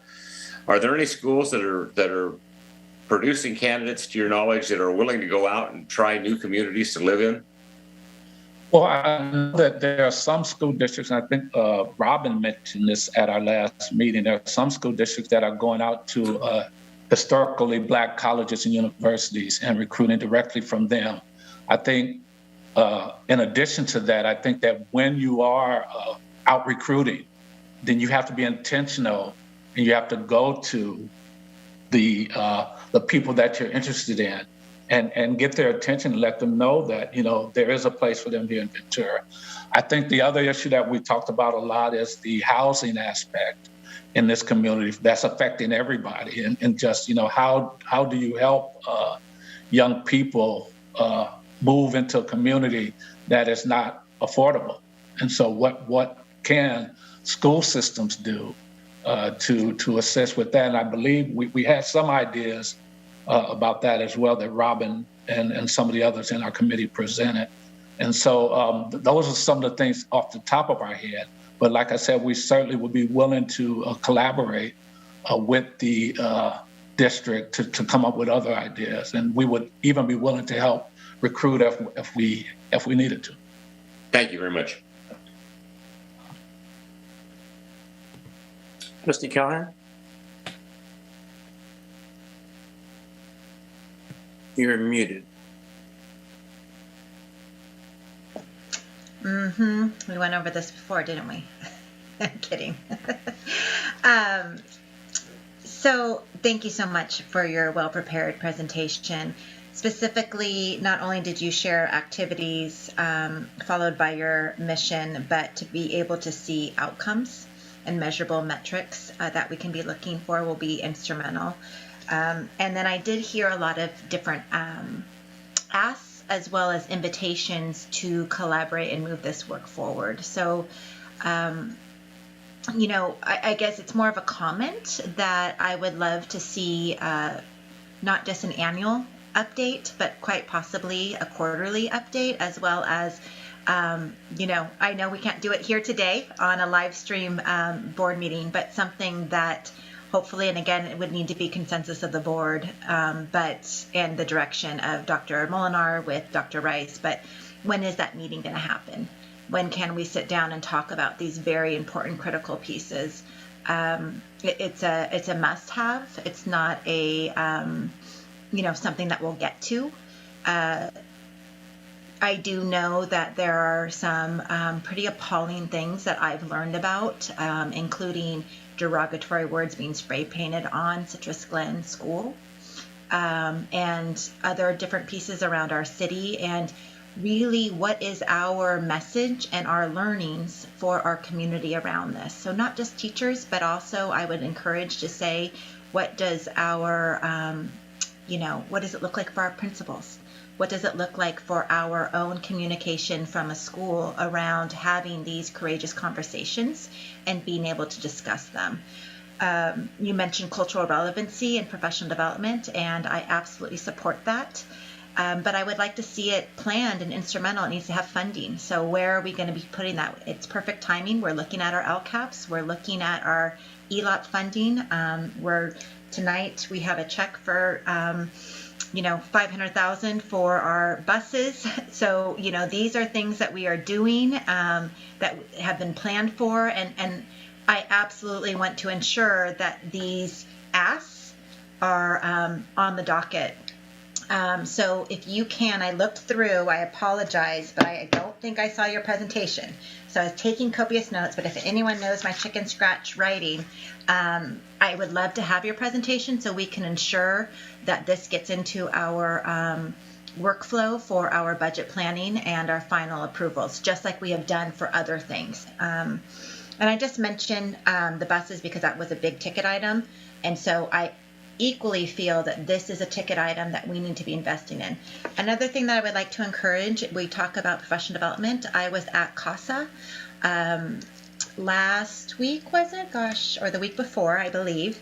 And it's a week-long, the California African American School Administrator Conference, led by Executive Director Dwight Bonds. And so Ms. Freeman, you met him when we had the Equity Summit November 1st several years ago in Oxnard. But I encourage us to look at some funding because you mentioned in number 6, expansion, but also connection. And what a better way than to collaborate with other AAPCs, because I did in the lobby, Moreno Valley sent their entire AAPC, and I said, wouldn't it be neat? Have you networked with other districts? Is there a more collaborative approach? And they said, absolutely. So, I would love to see that as well in that expansion, and I would love to support you if that's needed. Another thing is, and this is kind of a shout out, but you mentioned, teacher recruitment and what a powerful thing. I think that we need to be looking at for all, different areas, especially around teachers of color. And then also specifically looking at male teachers, specifically male Black teachers of elementary school students. I know that a friend of mine, he's a CEO, Peter Watts, of the CEO of the Watts Power Foundation. He's currently working with LAUSD and their superintendent. So I'm happy to connect you to. He's a dear, dear friend. His wife is also a chief of staff of one of the LAUSD trustees. And so this work is happening. It's very intentional, and there's people that are literally an hour and a half away that would be more than willing to connect. And so I would love to see LAUSD, Freudian slip, VUSD be intentional, and let's lead this. Let's lead this work and start forming these networks, because they are happening, and let's show up to the conversation. And I'm talking about CASA. So please, I would love to support you in any way if we can have a little bit more representation on a regional and a state level. Thank you, Trustee Rodriguez. So first, thank you so much for dedicating your time to this committee. I know, like so many other things, right, that, you know, we're asking this time and effort of you to serve your students better, but it's always an extra thing that you add on to your life. So thank you for carving out the space to participate in this conversation and to help us be better and do better for your students. It's really important to all of us. And I would be remiss if I didn't say, Joe, it is really lovely to see you. And I know you're enjoying your retirement, and you're going to get to have Bobby in retirement too. And we're really sad about that. But, you know, really appreciate you guys continuing to stay involved and serving our community. You do so much, and this is just one other thing. So thank you. I did have some questions specifically, Joe, around the idea of the recommendations, and I was glad to hear Dr. Dannenberg ask about the language for dealing with some, developing a protocol for dealing with derogatory language and actions. I do think that is something that we would love to explore with you and find some good models out there, and then work to develop something that we own as a district, and to continue to create opportunities for district-wide events and making sure, I mean, I know that we might want to have this conversation here, but if you say something like, we have schools that are not participating in Black History Month, I would really love for that information to make its way to the superintendent so that we can ensure that every school in our district is celebrating the cultural diversity that we have in our community. It's important to us as a district. It's a part of the values that we have. And so we want to make sure that if that's happening places, that people feel comfortable letting us know that, right? Not because we're going to be mad at somebody, but because we want to teach them and include them and do better, making sure that all of our schools are participating in these important activities. And then Dr. Molinar, you mentioned the outcomes for 22-23. And so my question was, are those already part of the district's, we worked as a board on some goals last month. And so have those already kind of been folded into our district goals as we look at next year? I think some of them would be, for example, the progress monitoring I know is a part of our LCAP. So that is already written in there, and we'll continue to do that work. Regarding the process for working together around policies and procedures to address derogatory language and acts, I believe that comes from the workforce that's already within our district, and then including other stakeholders. Diverse literature, I feel like we do already have that slated within our LCAP and also within our department's funding to be able to support the purchases of diverse literature. Same thing with professional development. And supporting our field trips, which we've done in the past. Just we've had a difficult time this last year with COVID, and expanding outreach. I feel like those are all things that we can address with current funding that we have to support each of those areas. And then, so does the funding include things like making sure that we provide support for families who want to participate in some of those district-wide activities, or things like participating in the Juneteenth activity in Oxnard if there are families who are, not able to afford transportation, or like just making sure that we're supporting people and connecting to that community, because we do have a small African-American community in our school district, right? And that's part of the reason it is so important that we provide these opportunities to connect and create community, because unlike, some of our other sort of larger subgroups, right, that they don't have a huge number on some of our campuses. You might have 2 Black students on an elementary school campus. And so it is important that they be connected to students at other schools. Right. So this year we haven't done that with the events that we've shared the information with our families. But in the past, what we've done is we partnered with Oxnard Union High School District, and we were able to get a bus between the 2 districts and pick up our students at a central location and take everyone to the field on the field trip. So that's an option as well for the future. Or if it's something that we would just be doing K-12, I think that's definitely something we could afford in the future. But in the past, what we've done is partner with other school districts, and they're always willing to do that. That's great. Thank you. And And then lastly, I would love to see, kind of to hear from Ed Services in the future what some of these topics look like as we fold them into our professional development for our staff, right? Because I know that those days are go quickly and there's a lot to try and cover, but these things are important, and I just would love to see that we have a plan for continuing these dialogues. It's something that our district has certainly struggled with over the years. But that's it. And thank you again, Ms. Freeman. You've been such a gift to our district. Thank you for continuing to spend the time. I know you really have shepherded this process, and it's made a big difference. And I think it will continue to pay dividends as we move forward in this work. So thank you. Trustee Rodriguez, I just wanted to mention really quickly that the professional learning series that Dr. Molinar has led, exactly what you said, we've made it available district-wide, but part of our plan, as we've shared in previous meetings, is to utilize the resources that we've had over this last year that are one-time monies and to codify that learning via Canvas. And so Dr. Molinar, along with our TOSA staff, have been culling the kind of like most salient elements of those series. And then they'll be ready for us to be able to utilize not just for all staff, but also for our broader parent community going forward. So that is something that we are currently doing, but it's also something that we're going to be building upon. And Dr. Molinar, if there's anything else that you'd like to add to that, please do. No, we've been able to start those Canvas courses, and then also include the teacher professional development to extend the panel series to make its way into the classroom and changes in instruction and the classroom environment, and then modifying it to share with our classified staff as well. Great, thank you. And I remember two other things that I wanted to mention. It sounded like there was a nascent conversation around workforce housing, which I would love to continue having at some point in the future.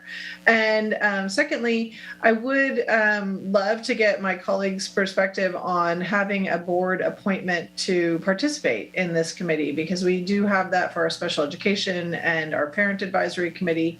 And I think it would be great if the committee would welcome a board member to have someone there to hear this conversation as it's evolving and be able to kind of regularly report back, because it is important work that's being done, and I think it's great to be able to listen in as it goes on.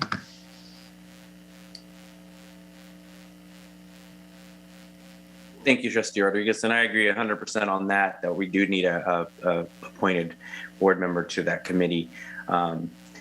Thank you so much for all your work. I think my trustees have said everything that I was going to ask in a question about. But being a Ventura native and seeing where we started, and we're doing better, but we can never think we're doing great because there's so much work that we still have to do.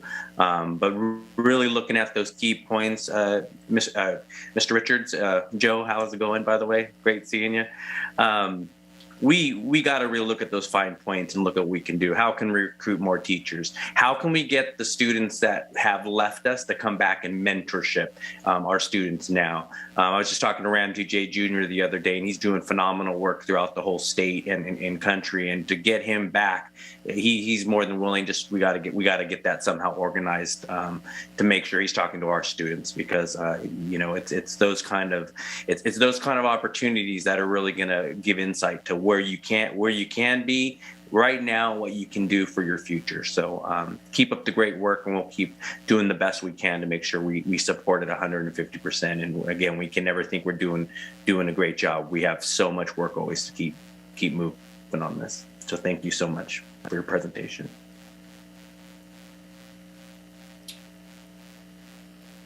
And that moves us back to 15A. Informational and Educational Technology Audit. Dr. Chandler?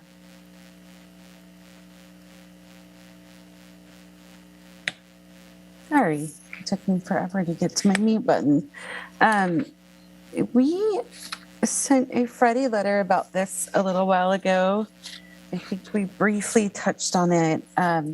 What we would like to do is have an audit of our IT department.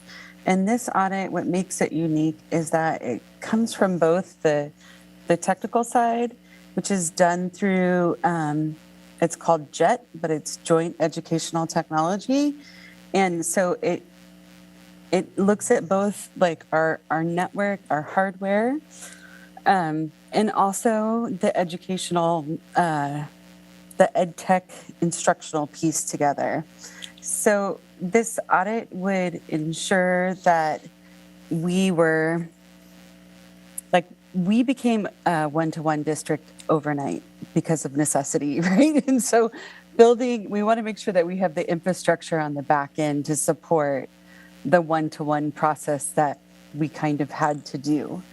And so this would be, they would go through all of our high schools and I think all of our middle schools as well, and then 3 of our elementary schools, just as an example. And then they would give us direction on where we need to improve. So I am happy to answer any questions any board members have on this. The total cost is about $45,000, not to exceed $45,000. So it could be a little less depending on what they find. I think they go deeper as they find more. But I'm happy to answer questions. Trustee Lomax. I do have a question. What is the timeline on this? When do we expect to start and how long will it take to finish? The timeline is about 2 months. And they, I think, are ready to start whenever we sign the contract. So we were just waiting for board approval. And then we have 15H coming before us tonight to approve our infrastructure equipment. And I'm very concerned that we are getting the cart before the horse because we think what we're going to purchase on 15H would be sufficient, but we may find out from this group coming in and doing the study that it's inadequate. So I just want to make sure that we are looking at a broader picture. I don't know if we're I hate to combine the 2 items in my comments, but I thought, now wait a minute. That'd be kind of like buying a car before you had all the facts. And I want to be really sure that we're not going to be making a huge expenditure in 15H, that this company may say, no, there's something better out there. That's not the way to go. I would be happy to discuss it with the guys that are going to be doing the audit, like actually conducting the audit before we purchase it, if we decide to go forward with the audit. The issue, and I don't want to get too far into that other item, but there are time restraint issues around that I would like to explain a little bit more, but it's a different item. So, but I would be happy to discuss that. Then I'll bring up that question again on 15H. Yeah, I would happy to discuss that with the auditors before we purchased. Okay, thank you. Trustee Dannenberg? Yes, is part of this audit going to give you and Dr. Rice some idea of the skill sets that we're going to need from a new director of that department? Yeah, and it typically includes interviewing current employees to gauge their skill sets and to find out where there might be gaps in skills and knowledge so that you can address those gaps through professional development and through hiring practices and so on. They're very comprehensive, and yes is the answer to your question. They do that. Thank you. And beyond just the technology department, they also interview principals, directors, classified staff, certificated staff to see how they interact with the technology department as well. So it's a really comprehensive audit. President Almaraz, could I just add one more thing? I apologize based on what Trustee Dannenberg said. We did this once before years ago, and it was very telling. And it was not really complimentary in some ways, but it certainly helped us to get back on track and be going in the great direction we have gone since then. So when they do something like this, it's very all-inclusive and very frank.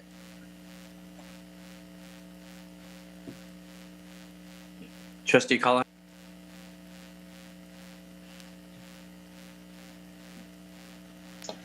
Thank you. And thank you so much for the information that you've prepared ahead of time and then today. I appreciate it. I did get a chance to glance through the MOU. I didn't get in complete detail, but I'm curious about a couple items. Will we be able to, will they provide an updated technology plan for us, for the district, that we can work off of?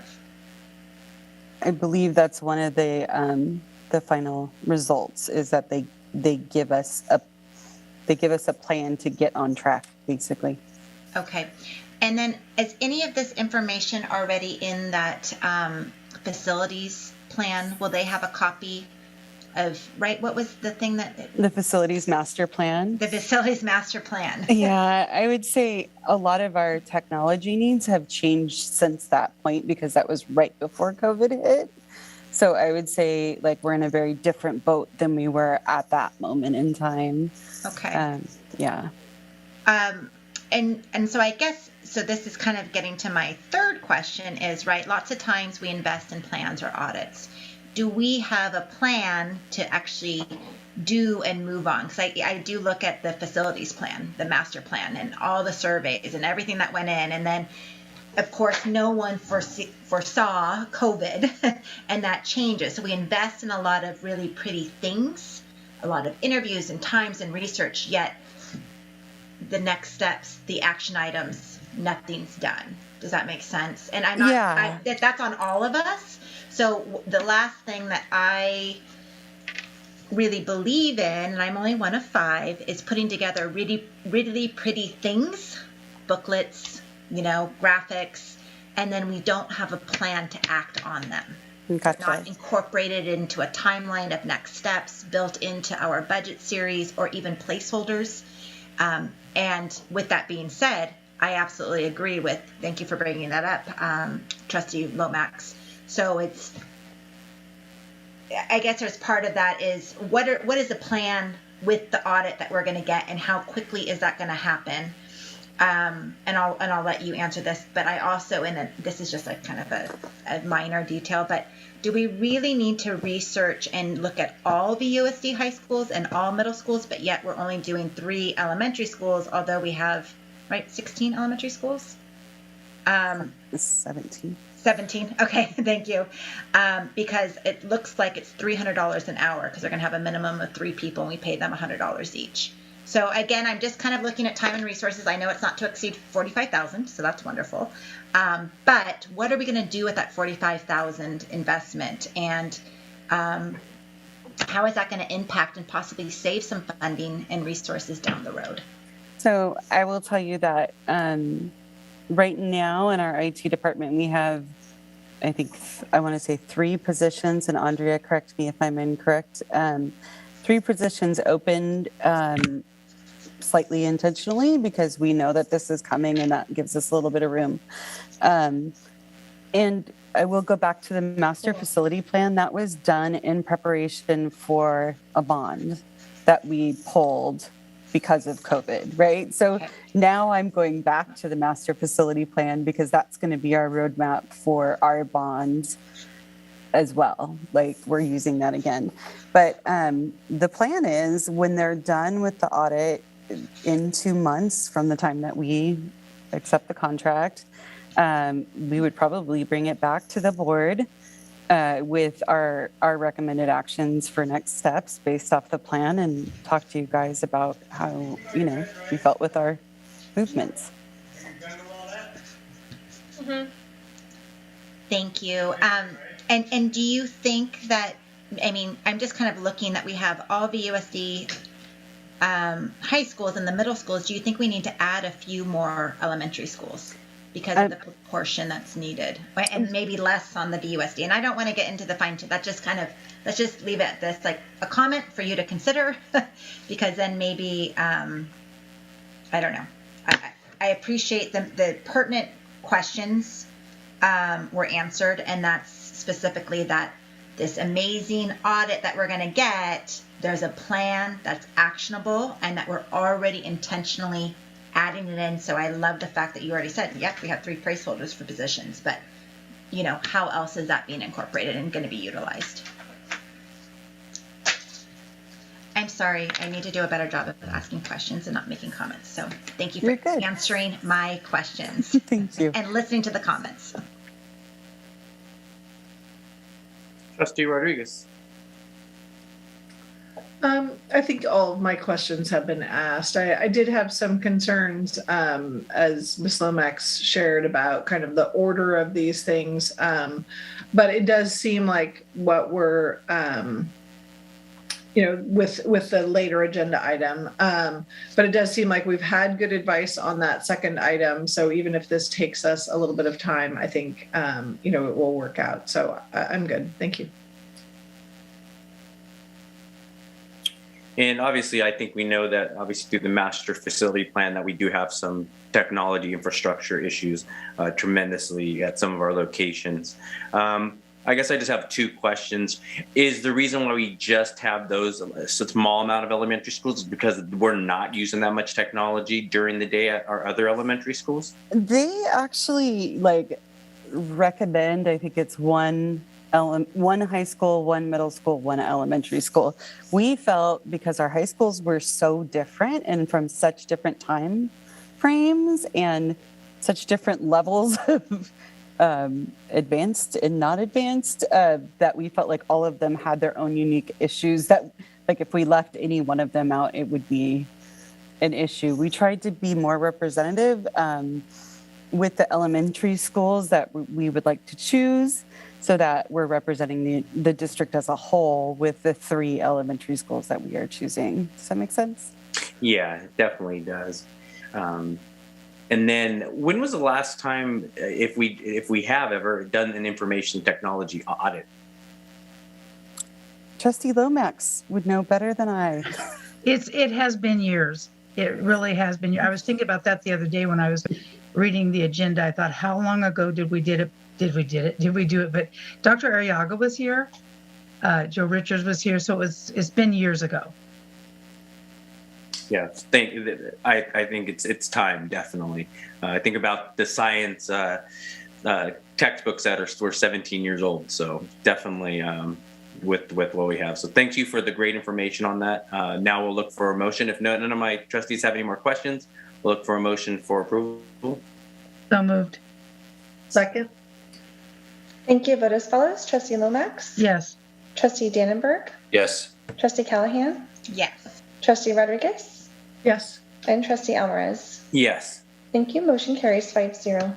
And that brings us to 15B, Sunshine of Initial Contract Proposals from Ventura Education Support Professionals Association, VESPA, to VUSD, and from Ventura Unified School District to Ventura Educational Support Professional Association, VESPA, for collective bargaining. Trustee Lomax, any questions? No. Trustee Dannenberg? No questions. Trustee Callahan? I guess the only question I have is with, it looks like Dr. Chandler and Ms. Wallowitz. I would just love to hear, thank you so much, but is like the experience. You guys usually always kind of share a little bit of the experience in how this come about and kind of the camaraderie or in coming to this agreement. These are just, Gina could tell me differently, but I think, we just kind of look at each other and ask, like, what is it that you guys are interested in talking about for next year? And that's how we come up with these lists. And they usually send us their stuff and we gather our stuff from our internal team. And then tomorrow, actually, we're meeting and we can start chitty-chatting about the language that we want to move forward. But yeah, right now we just, they're just lists.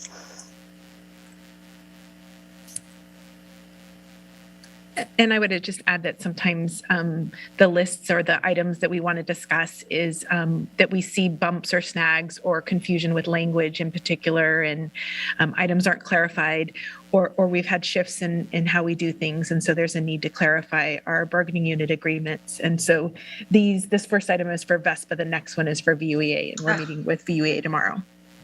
Thank you. Yeah.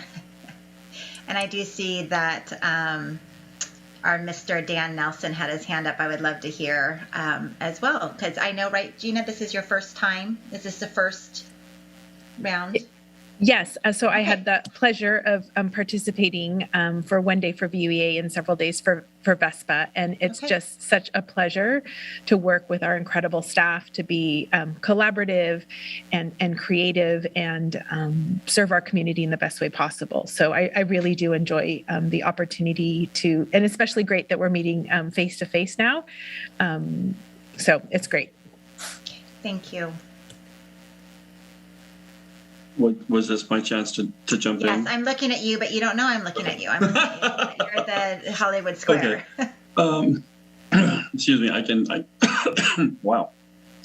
Really, I'm fine. I'll be fine tomorrow to meet in person. So for VUEA and for VESPA, we do a survey of the members ahead of time and talk about concerns and things that we need to clean up and in language and things that have changed and things that will make things better for kids. And so we do a site-wide or a membership-wide survey and gather the information, then we go through and we do a vote, which are most important, move those to the top, and then those are the things that we push. So generally it always starts with some kind of compensation, but this time there's a lot of language pieces because we've got a full open contract. So normally each year we only open 2 articles. This time we're opening all the articles so that we have time to kind of clean up some things that have been lingering. So it's a lot like cleaning house, and as tedious as that can feel, Ms. Swalowitz is correct. It's actually fun. It's fun problem solving and working together and trying to find the best language for the kids. Thank you. Thank you for the time to share that feedback. Trustee Rodriguez? Sorry. No questions. Thank you. And no questions here either. We will look for a motion for approval. Move approval. I'll second. Thank you. Vote as follows. Trustee Lomax? Yes.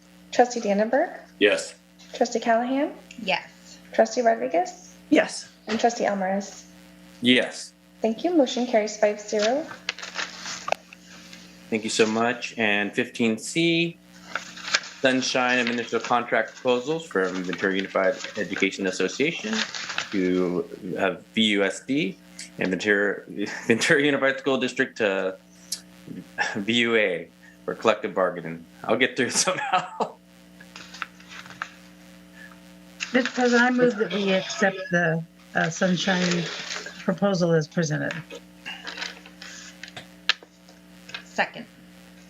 Thank you. Vote as follows. Trustee Lomax? Yes. Trustee Dannenberg? Yes. Trustee Callahan?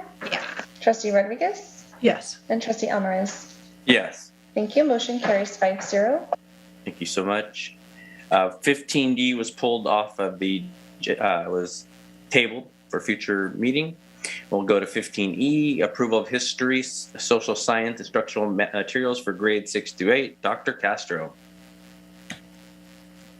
Thank you once again, President Alvarez and trustees. At the last regularly scheduled board meeting, a committee provided some background information on this item. I have Dr. Bayless here for any questions that you might have, but with that, we would ask for your approval on this item.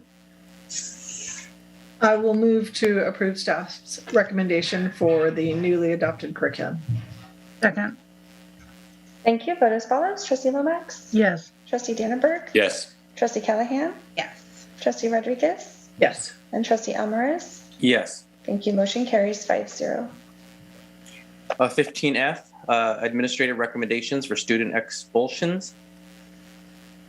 I move to accept the staff recommendation for students 2213 and 2214. Second. Thank you. Vote as follows. Trustee Lomax? Yes. Trustee Dannenberg? Yes. Trustee Callahan? Yes. Trustee Rodriguez? Yes. And Trustee Alvarez? Yes. Thank you. Motion carries 5-0. And that brings us to 15G, runoff ballot for California School Board Association Delegate Assembly. I think this one is self-explanatory, but perhaps Trustee Alvarez or Trustee Rodriguez would like to make a few comments about this. They're asking for you to do a runoff election between Darlene Bruno and Efrain Casares. Yeah, I'll speak a little bit on this. I think Trustee Rodriguez spoke last time about this, the ballot previous to, and being a member of the a delegate of the California School Board Association. I have never met Efren yet at any of our events. Unfortunately, he's not been able to make it, and I definitely have seen the participation from Darlene Bruno. So that's my kind of perspective on it. I don't know if Trustee Rodriguez, you want to share any from your viewpoint? I would just add that Ms. Bruno has not only done the basics of being a delegate, but also serves on CSBA committees. And I know she was a longtime colleague of Dr. Dannenberg, and she's been somebody who's been very committed to education for many years. She travels to DC for the military school district advocacy work, and she's just an all-around great person. So with that, I will move that we support Darlene. Support Darlene Bruno as our candidate for the runoff election. Second. Thank you. Vote as follows. Trustee Lomax? Yes. Trustee Dannenberg? Yes. Trustee Callahan? Yes. Trustee Rodriguez? Yes. And Trustee Alvarez? Yes. Thank you. Motion carries 5-0. And now to 15H, approval of technology infrastructure equipment. Dr. Chandler. Yes, I'm happy to be back again. So we are bringing forward to the board, we have an opportunity to buy a new storage area network, or known as a SAN. The typical lifespan for one of these is 7 years, and we implemented ours, let's see. 10 years ago. Yes, 10 years ago. So we're 3 years past the current lifespan, past the recommended lifespan, and it is basically incredibly overworked. So we've had strange issues. I think anyone on this call could attest to it. Sometimes emails just randomly won't come for an hour and a half. Or there's just strange little issues that we have in the office. And a lot of it has to do with the fact that we really need to replace this piece of equipment.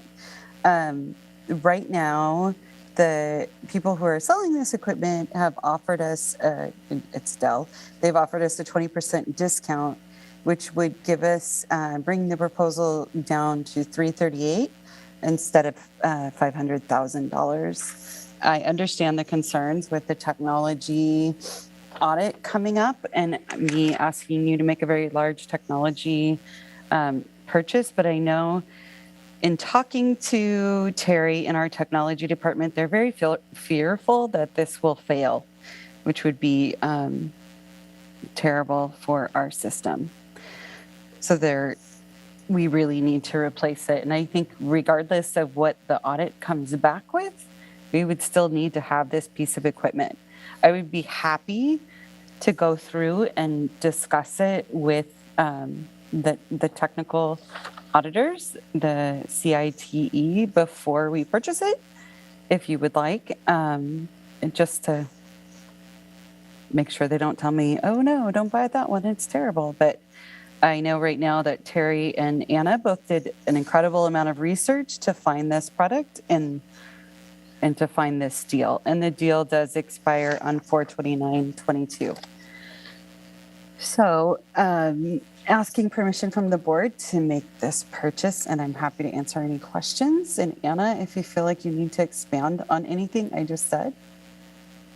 If I could just add that we were on the hunt 2 years ago for this same reason, but COVID consumed all of the energy and time of all of us, particularly related to technology.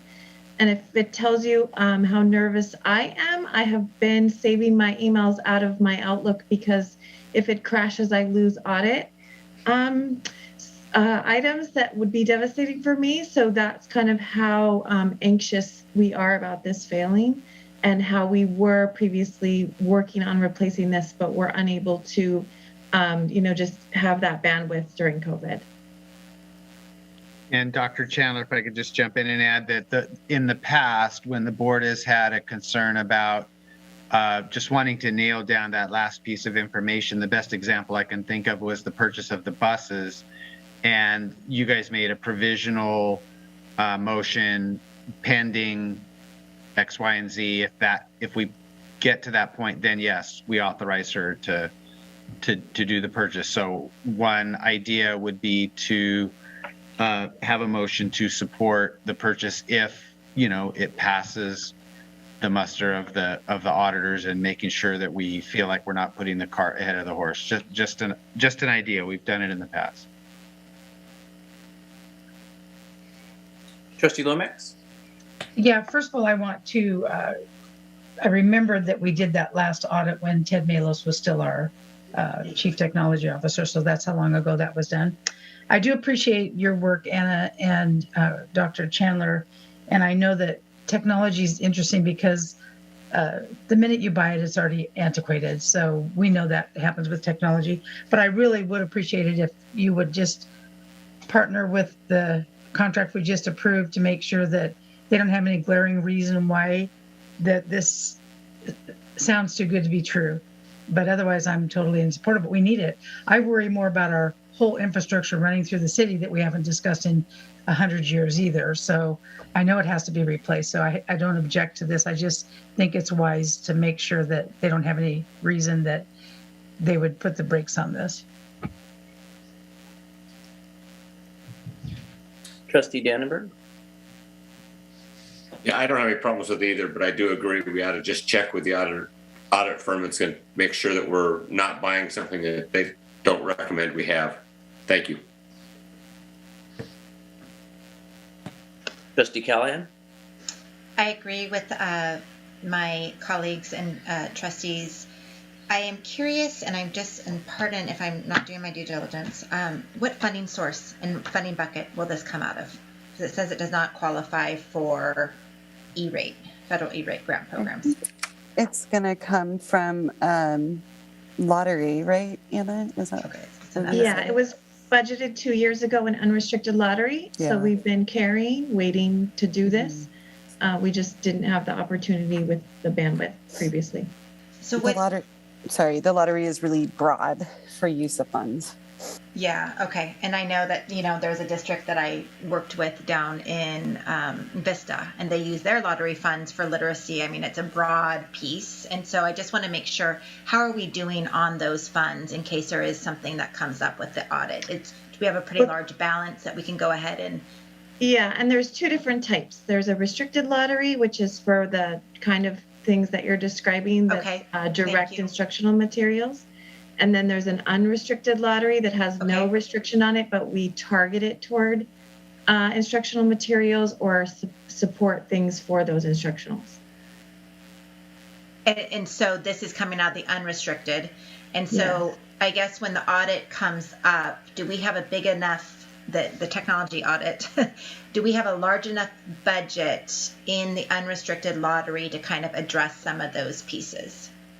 Right, because we're going to probably have to prioritize the needs that come out of the audit. So I can only imagine those would be a variety of different needs. Mm-hmm. And so then once that audit comes, I think we would work through what that looks like, because I imagine it goes from personnel to supplies to infrastructure, which have all different kind of funding. Yes. And this sounds like it would be a pretty high need regardless. And then do you guys have, by chance, and it can be a follow-up item, maybe we, just for my own edification of what our balance is of the unrestricted lottery, just so we have that in the future? We usually generate $1 million a year in unrestricted lottery. Okay. So right now the balance is high because it's just charter buses in this. Yeah. Okay. So I got it. We could send you the exact balance if you want that. That's okay. Nope, just did the math in my head. I'm good. Trustee Rodriguez? Actually, Ms. Callahan asked my question, which was where the funding source was. Other than that, I think this is obviously something that we need, and with the caveat that if there's some big red flag, but otherwise, I think it's just the right thing to do. We've been on borrowed time for a long time.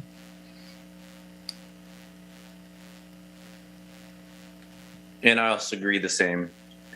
And we'll look for a motion for approval. So moved. I'll second. Thank you. Vote as follows. Trustee Lomax? Yes. Trustee Dannenberg? Yes. Trustee Callahan? Yes. Trustee Rodriguez? Yes. And Trustee Alvarez? Yes. Thank you. Motion carries 5-0. Thank you. Thank you. That moves us past our conference educational service. Since we moved that up, agenda item 16, now we're going to agenda item 17, which is conference for superintendent. 17A, declining enrollment update. Dr. Rice.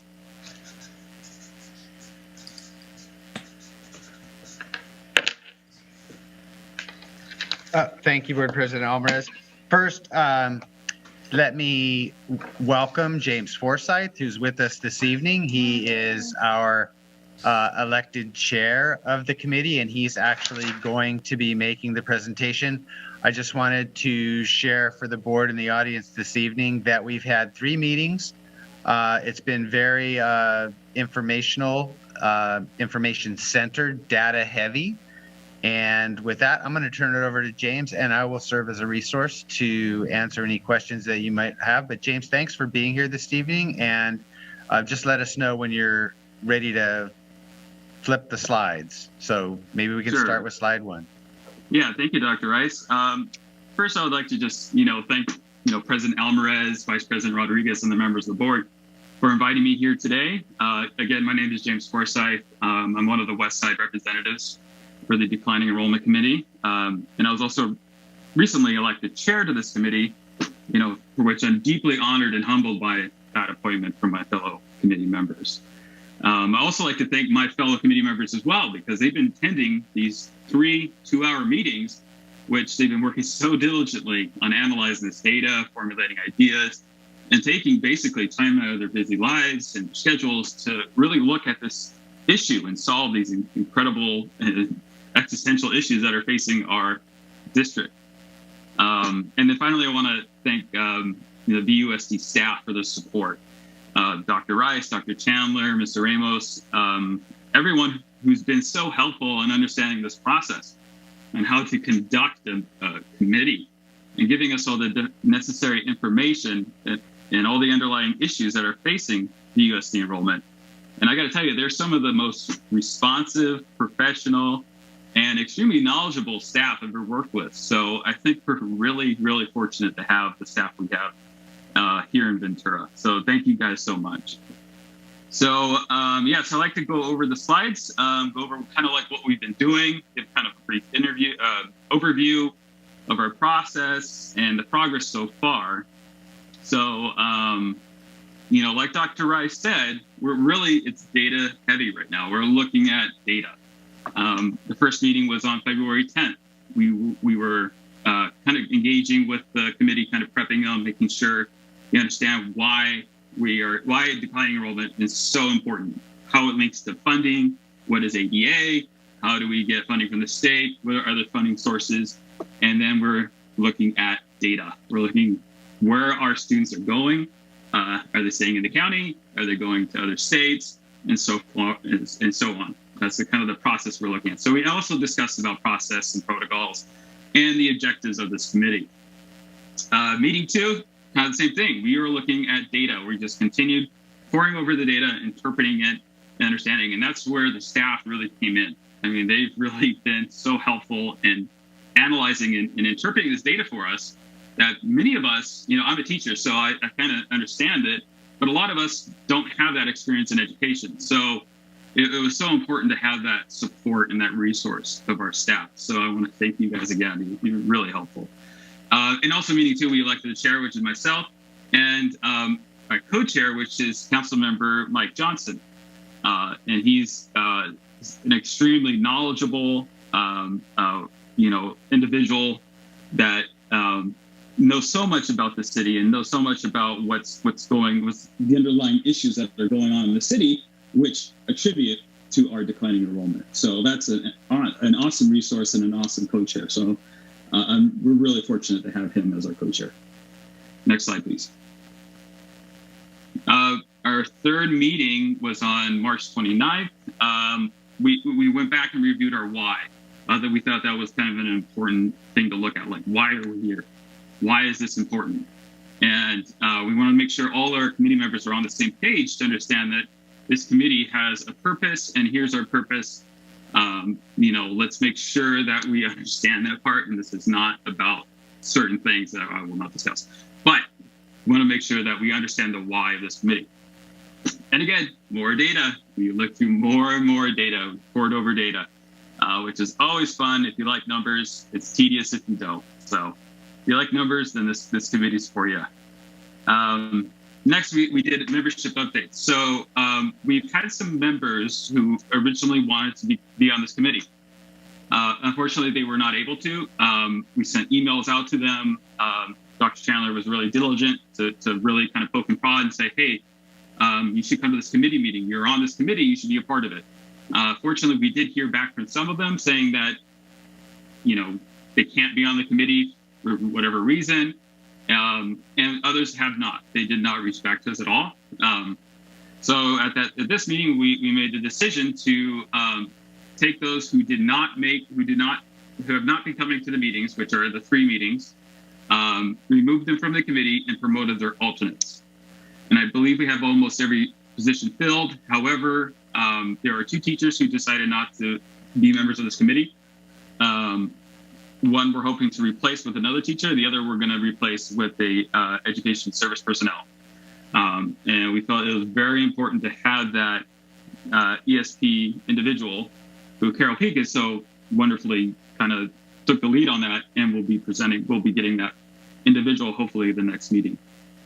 And their perspective is so important. Being a paraeducator myself at one point, we see a lot of different things, and bus drivers see things that teachers don't. So it is very important that we have that representation as well. And then next, one of the actual items that we're hoping to present to you very, very soon is an exit survey. Now, this exit survey was not done in the past, and it's something that will be new. It might have been done in the past way back, but we just don't have any information on it. But this exit survey is supposed to be intended so when a parent goes to, a register office or goes to the, the site manager and asks, I'm going to take my kid out, I'm enrolling them in a different school. Well, now we can give them a survey and say, please mark down, answer these questions here before you leave. Or I think we're going to have the office manager actually ask the questions and mark it down for her, or the parent, whoever that would be. That might be an easier way, because, if a parent's leaving the district for one reason or another, they kind of just want to leave, and I get that. So they don't want to be answering long surveys. So we'll have that presented to you in greater detail, hopefully very soon. Hopefully by the next meeting, we can get that done and out to you. Some of our next steps are to review options and strategies of dealing with declining enrollment, develop a set of recommendations to the board consideration. And just for your knowledge, this is, I was on the 7-Eleven committee, and that was a very successful committee. This committee is a little different than that. I think the 7-Eleven committee had an option to surplus or not. Well, this one, we're developing strategies to present to you, or options or recommendations, and they're going to be wide-ranging. Some will be popular, some won't. That's just, based off of our knowledge as committee members, as community members, educators, parents, and that sort of thing. And that's kind of where we're going with this. But we, Dr. Rice and I have been in constant communication. We're making sure that we're both, in line, in sync on how we want to conduct this, this committee. It has to be equitable. It has to be engaging to the public. It has to take all different sides of all different political spectrums, this and that, just to kind of come together and form some kind of opinion, some kind of recommendation that will actually affect our school district in a very positive way. Hopefully to curb the declining enrollment, hopefully to lure some kids, some students back to our schools away from other school districts. And, and hopefully we can get you those recommendations very shortly. It may take some time because, we have a lot to go through and a lot of options that we need to consider. But we at the committee, we really appreciate your, we really appreciate your support in this, and we're happy to be here for you and to answer questions at this time. Yeah, I would just add before we go to the board members for question one point, if you want to put it back to the last slide. The set of recommendations that the committee will be developing, that process hasn't started. I know that there have been public comments made about certain strategies that are out there. Everybody's saying that this committee exists to close schools or to do boundaries or to do, like, we haven't started talking about that at all. So if folks are hearing that, then they're hearing misinformation, because we're not yet in the options and strategies phase yet. That'll be coming. Also wanted to share that typically speaking, staff wouldn't be acting on any recommendations before the board approves the recommendations, because that's the purview of the board. So that being said, at the last meeting, I shared with the committee that the surveys are a little bit different because the committee feels strongly that we should start surveying folks sooner rather than later to see if we can get some good data. And I told them I totally support that and staff's ready to do that.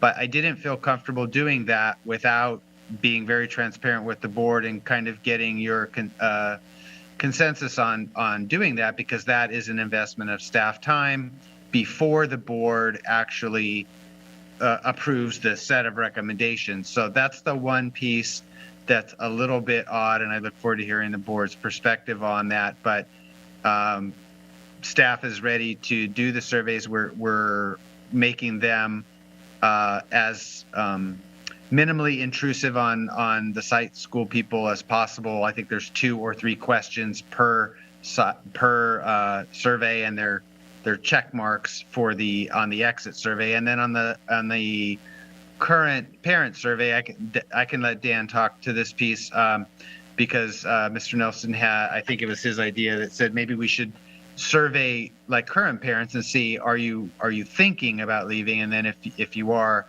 what would help you decide to stay, kinds of questions. So that one we would need more help from Ms. Quiros to help us put that out. But those are the only 2 actions that would take staff time that we would seek your consensus on before the actual final set of recommendations comes forward. Thank you so much. Thank you, Committee Chair Forsyth, for all your work on this committee. We're going to go in our traditional order. Trustee Lomax. I'm privileged to be on this committee, so I'm there firsthand hearing. And the information we've received has been fabulous. We feel somewhat like, at least I'm sensing from the committee, that we are a little bit on a time crunch because people are making decisions now and between now and the end of the year if they're going to bring their children back next year, which is all part of what we're dealing with, is declining enrollment and trying to figure out what we could do better to attract and keep and retain families. So not by any means to put any kind of pressure, but if the committee goes too long and we're in the summer still meeting and we've missed the opportunity to get the information from the parents, that could, you could see where I'm going with it. So, but I do appreciate Mr. Forsyth's work, and all the committee members are very engaged, and I think that's excellent. So I just appreciate being on the committee. Thank you. Trustee Dannenberg. I just think that we ought to, as soon as the committee can get those surveys to us, we ought to get them implemented. And I had the privilege of sitting in on the last meeting for President Alvarez, and it was stated, and if I'm incorrect, please correct me, Dr. Rice, but all the data you've been sharing with the committee is on the district website if there's anybody out there that wants to go look at it. Is that correct? Yeah. Okay, thank you. Trustee Callahan.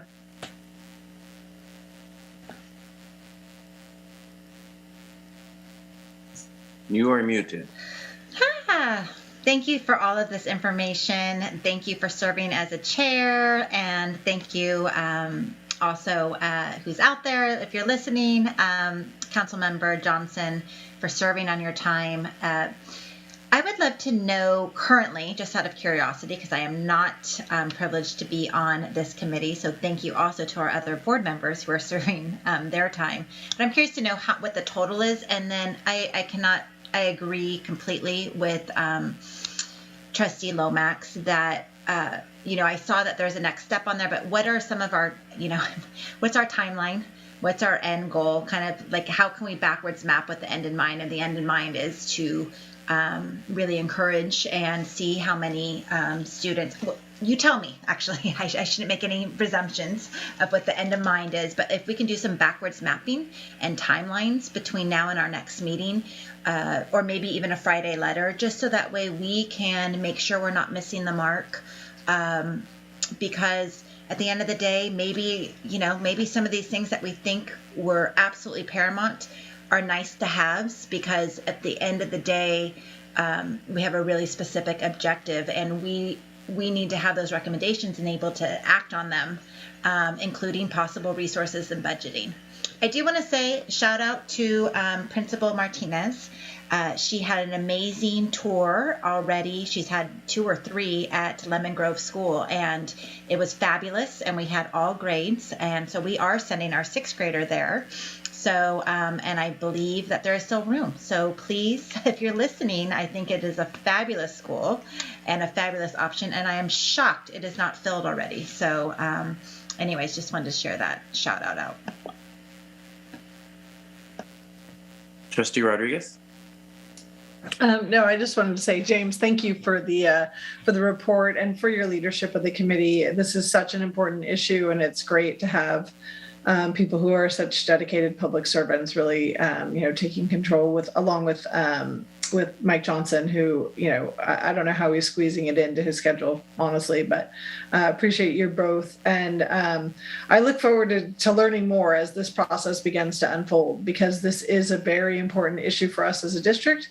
And I think it will generate a lot of other questions. And so it's great to have you guys pushing this forward. I do think,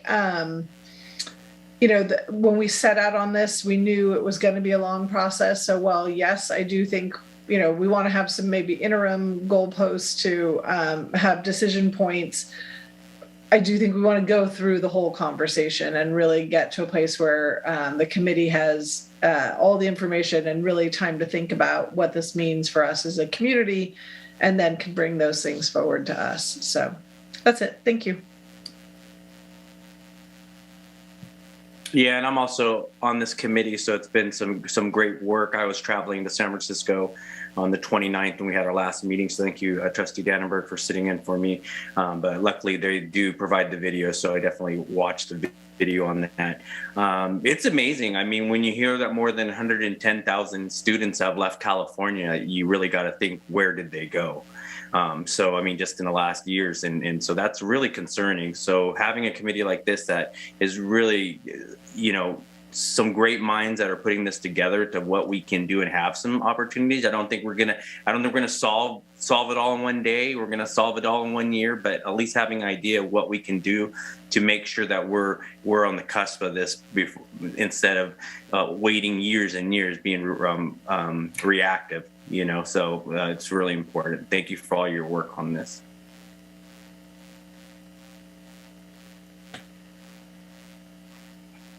Yeah, thank you very much, Chair Forsyth. Really appreciate working with you and being here this evening with us late to give the board an update, and we'll definitely bring you back soon. Thank you all so much. I appreciate it. And that brings us to agenda item number 17B, consideration of board priorities for the 2022-23 school year. Dr. Rice? Yeah, thank you. I have had the pleasure of consolidating all of the many points of input that I got from the board and staff, including our principals, over the last several weeks, including at a lengthy special board meeting.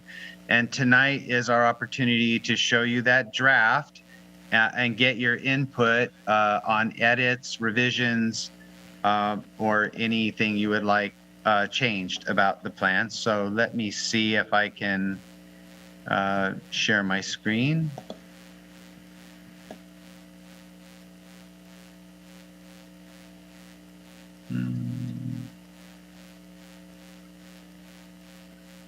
Okay, can everybody see that?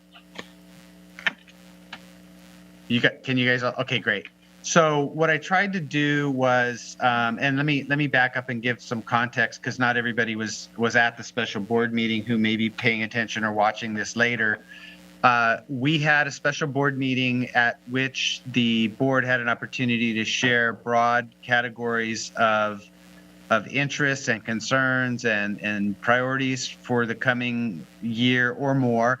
I put the date of 22-23, but that hasn't been decided. I just want to acknowledge that if there's a longer horizon for some of the board's priorities, certainly that's still up for discussion.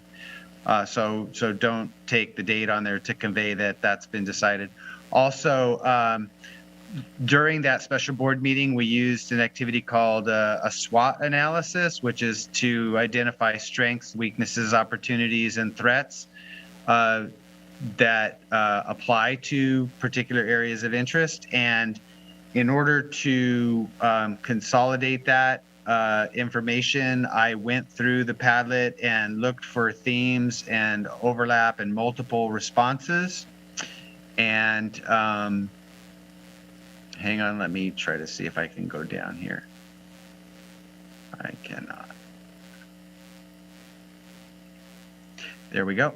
And so what I did is I consolidated into six broad categories that resulted from the Padlet. One was broadly characterized as building on VUSD strengths. That came from the Strengths Padlet. Another one was student achievement. The third one had to do with themes relating to culture and climate. The next one has to do with educational options and building compelling programs for kids, and improving our learning environments is the fifth one. Broadly termed facilities. All of this is subject to change and edit, including the titles. And then the last one had to do with dealing with declining enrollment. And this executive summary was kind of culled out of all of the items that you see on this page here, which really are paragraphs meant to describe the actual actions that would help us get to the place where we're building on our strengths, or get to a place where we are improving our student achievement, including, supporting literacy and English learners and graduation rates, and all of the things that came out of the Padlet that included multiple votes of support. And then for culture and climate, you can see there's several items listed here. I'm just going through, I'm not expecting you to read this, by the way. I'm just showing you the format of the way that I put this together. And then we can go back and review each one as long or as quickly as you want. This is the items that came out of the Padlet for educational options and programs, and then facilities, and then finally declining enrollment. So you can see that each of the 6 areas that I outlined here on the executive summary. So if somebody just wants to pick up an executive summary and kind of at a glance see what the board's priorities are for the coming year or two, they can pick up the executive summary. And if they want to know how that plays out in terms of the actions taken, and they want to take a deeper dive into understanding what goes into those board priorities, then of course they could always go to the full document. So with that, I'm open to having the board guide staff into refining the document and making it more responsive to what you'd like to see staff working on in terms of your priorities for the coming period of time.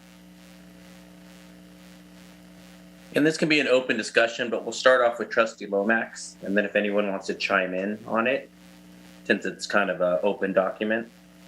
It's good. The only thing that I had asked Dr. Rice was somewhere, and I suppose it could go under facilities, is just to put a little emphasis on IT and infrastructure, so that, heaven forbid, something should happen to all of us, somebody knows that's a priority. Okay.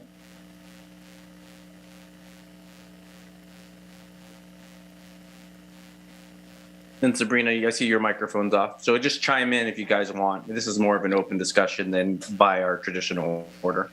Well, I guess what I'm struggling with is the format of this, because it seems like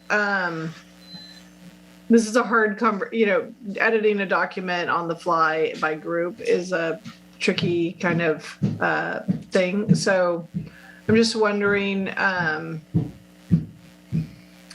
if that, since it's 10 o'clock, is like the best use of our time, or if we can send Dr. Rice any comments that we have, since this is not an action item for tonight, and maybe bring it back. I mean, unless did you want to have a final document at the end of our conversation today? No, I think that's a great idea. I think it would give you more time to reflect on it.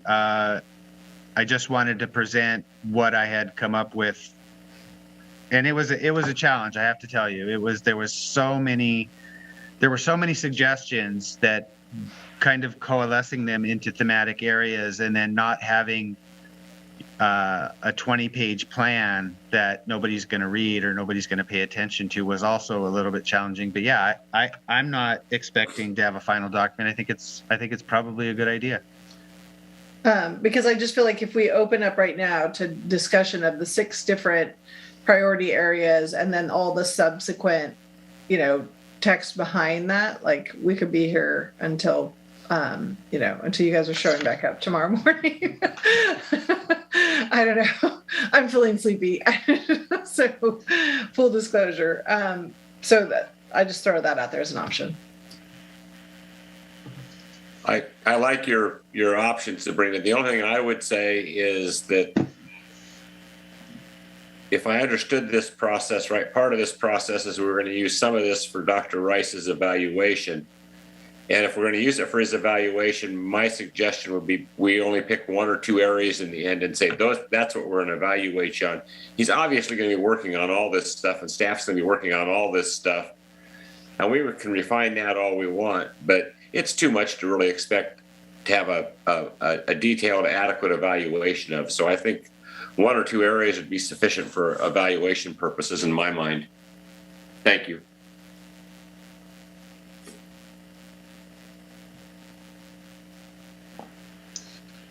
I am just kind of sharing, Trustee Rodriguez, I was thinking the exact same thing. I'm thinking this could be a whole special board meeting. I know we don't like to say that word or that term, but I do agree as well, Dr. Dannenberg, when I saw this, I thought this is fantastic.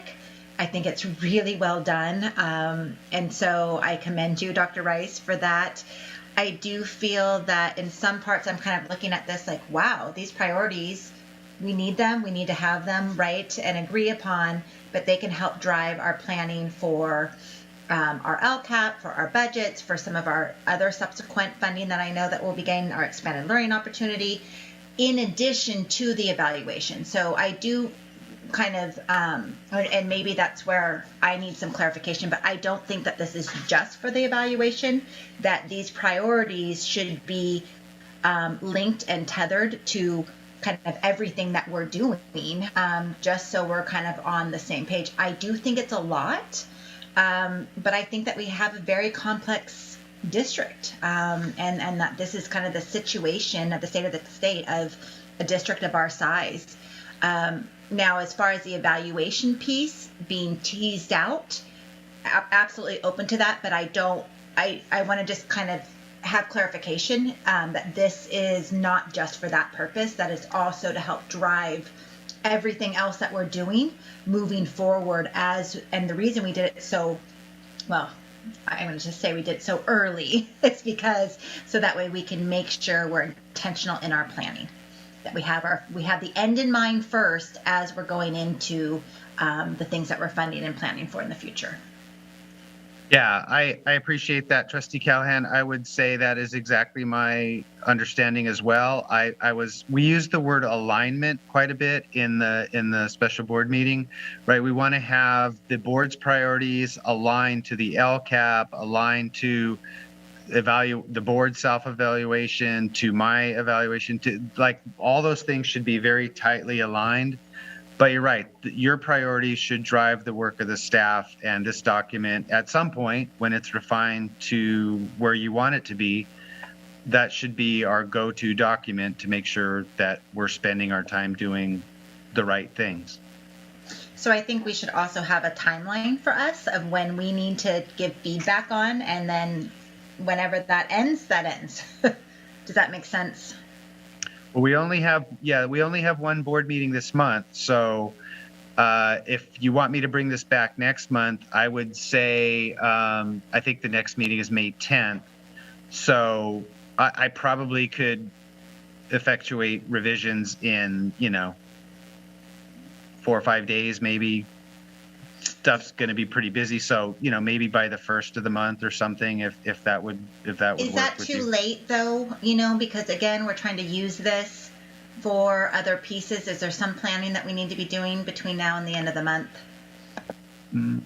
Well, the board self-evaluation will be coming to you from the CSBA consultant, and that's its own piece. My evaluation has to do with the priorities and goals that were already set and that I gave you a mid-year report on. So I think we're ahead of the curve, and that this document could be used to for next year. But where it could be very useful now is with Dr. Castro's effort as he moves forward with the LCAP. So the sooner I have feedback on this, then the sooner Dr. Castro can take it with him as he works with his LCAP committee. So how about, can I suggest let's get our feedback to you by the end of this week? And then there's a strong likelihood that at some point in the future, we're going to need to have a special board meeting, and maybe we tack on a conversation around this to that, just to wrap it up. What I was thinking. All right. Sounds good. End of the week. And I just wanted to say it's a tremendous amount of work, Dr.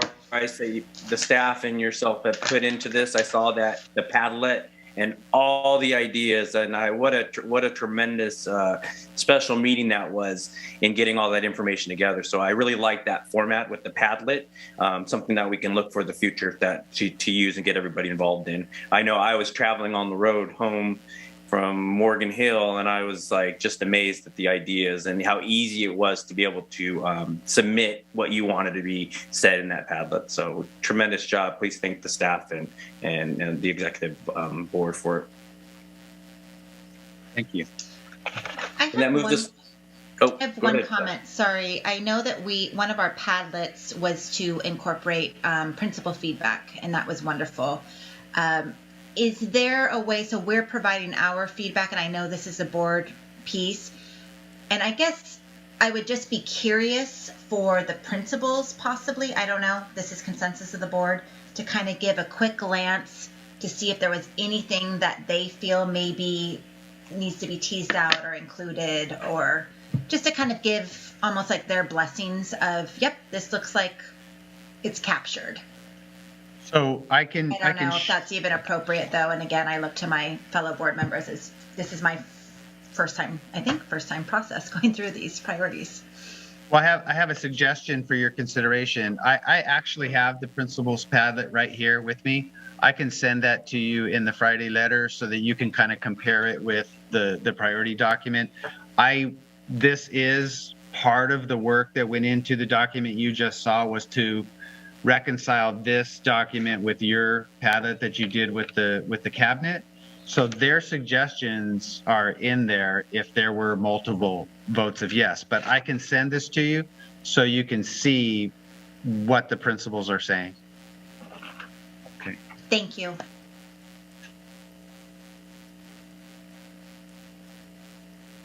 So if you're sending that in the Friday letter, then we would have until like Monday to get you our thoughts, correct?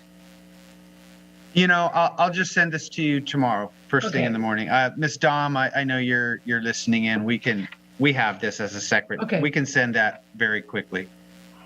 Okay, then we need to get our information by Friday. Good, thanks. Thank you. And that brings us to agenda item 18, Conference for Human Resources. 18A, report regarding Williams uniform complaint procedures, quarterly report pursuant to AR 1312.4 for quarter ending March 31st, 2022. Ms. Wallowitz. No, the typo, they have Mr. on there, so we need to get that fixed. Mrs. It could be Mrs. Whoops. For the quarter ending on March 31st, I'm happy to report that there were no complaints filed with any school within the district. Great. We're going to keep you on right now because now for 18B, the salary schedule review for principals, Ms. Wallowitz. Thank you, President Alvarez. I just did want to call to attention that this is not an action item. This is part of a process and a discussion that we wanted to bring to your attention. And so I wanted to talk about some of the structural issues that exist within the current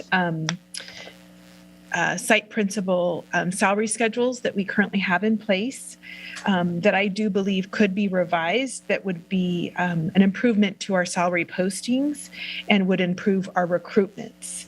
So part of that is that we have a higher number of workdays with our secondary site principals. We have lower salaries when we post, and I will explain why that tends to be and the impact of that. As well as our top salary schedule is achieved after 30 years, whereas in neighboring districts within the county is achieved in a shorter time frame, typically 5 to 6 years. And so one of the considerations I wanted to bring to your attention is that in our current salary schedule, we have a column that talks about the total years of service that our site or that our administrators have. And within our site administrators, because they come with quite a bit, our current site principals have quite a bit of experience. Our current site principals are not coming in with 0 to 14 years, which is that first column. However, when we're publicizing an announcement and recruiting, we have to use that as our starting salary. And so we look very uncompetitive with that salary schedule. And uniquely, there aren't principals in that salary schedule. So it's really not very accurate that we're having to post that, but that's the way the current salary structure exists. And so that's how we have to post it. And so I wanted to bring that to your attention. And then I also, the middle school principals, the continuation high school principals, and the elementaries principals. So we have some kind of unique bandings of principals. So for example, elementary, middle, and continuation schools, those principals have the same daily rate. And so we could consider moving the continuation principals, the continuation high school principals, so like Pacific, over to the next move up of a salary schedule, as well as middle school principals, so that they aren't on the same salary schedule as an elementary principal. Another consideration would be to add some days to the K-8 principals. We are going from having 1 K-8 principal to 3 K-8 principals. Those principals may have additional tasks that they have to do in relation to middle school, having middle school students, as well as consider adding our elementary principals have fewer days than their counterparts across the district.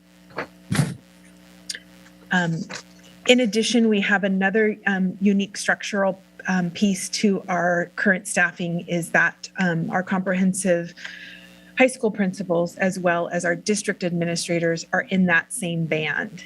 And so if we make any adjustments to the site principals, it could disincentivize a site principal from becoming a director, like a high school principal from becoming a director, and or it creates a structure where a supervisor or director who may supervise and evaluate a principal is actually paid at a different rate. And then the final piece of consideration is that it over time, it's lost some of the calibration and the systematic spacing between the cells. And so there's somewhat of a randomization between the increases that happen between each of the cells within the salary schedule. I do feel like one of the most pressing items is that initial salary schedule, that beginning salary is awfully low. And then there's nobody that's within that. And so I'm just seeking input from the board. We're looking to get input. I don't know if Dr. Rice would like to add anything, but we're just really interested in hearing the board's input on this. Yeah, I just would add that we're doing our best to be, Gina, can you mute? We're trying to work to be very thoughtful about this, and the first iteration of our proposal to the board was going to be to kind of find the median of the like principals around the county in our comparable districts, and then try to get our principals at the median. We're not arguing that they should be the highest paid, but that doesn't mean we should have the lowest paid either.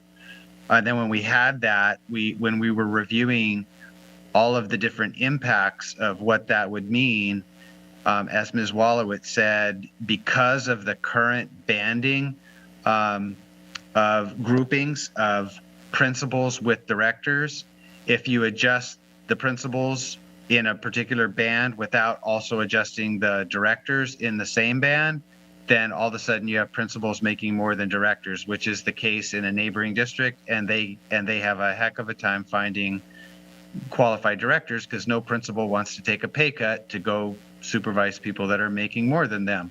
So it just doesn't work. So I don't know why those groupings were put together in the first place, but that's going way back from what I understand, back to the 80s. From what I understand, we've done our research, and so I think structurally it makes sense to lop off that first, instead of trying to bring all the principals up to a median and creating those unintended consequences. I think the proposal calls for doing things like lopping off that first column, which I think we maybe have one or two people in that first column anyway. But Gina's right. If you have the first column, then that's what you have to advertise. And so you look a lot worse than what you really are. And then in addition to that, there are inequities in how those bands are grouped. And so moving a few of the folks that have, they're serving middle schools of 1,000 kids doesn't make sense to have the same daily rate as someone who's serving an elementary school with, 250. So there are some inequities that we're trying to address in the process. And so we know that it's a process. We know that there are lots of ramifications of this. So this is the first chance for you to provide your input, and then we'll go back to the drawing board and try to address any questions or concerns that you have, and hopefully at some point bring it forward with the ultimate goal of just being more competitive and being able to have more than single-digit applicants when we fly a principal position, because that's the sad reality of what's happening right now. We're getting, I think one of the principal ships had 4, another had like 8 or 9, and this is getting to be the norm. This is not getting to be the exception. So it needs to be addressed at some point.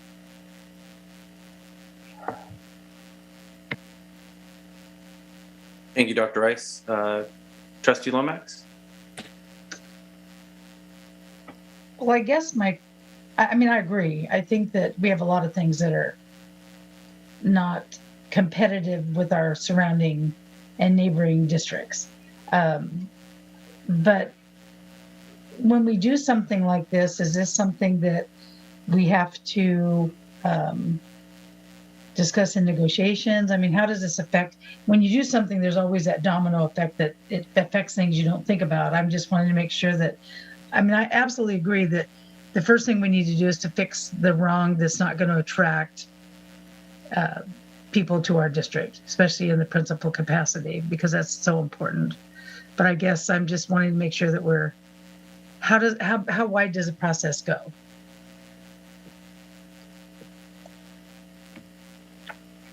I guess excuse me, Dr. Rice. Yeah. I guess it would go back to who set that first deal that's so wrong that we haven't looked at in 100 years. I don't know how that happened. It was probably a board member, back about 25 years ago. I wasn't on the board then in the 80s, just so you know. We're trying to take a very surgical approach. We really are. We're not trying to give everyone raises. This is not about giving raises. This is about creating equity and competitiveness so that we can actually compete and attract leaders to our district. Nobody wants to work at a school where a principal is ill prepared to be in that job. Right. Like that's just not a good thing. And we also, in the doing of that, don't want to create other inequities internally within our own people. That's Right. what's taken so long. We've been working at this for several months. Well, I can imagine. Well, I'm all for, I think it has to be done. And I think that starting, especially because now's the time that people will be announcing that they might be leaving or retiring, and then we'll be hiring. And so the sooner the better, as far as I'm concerned. Thank you.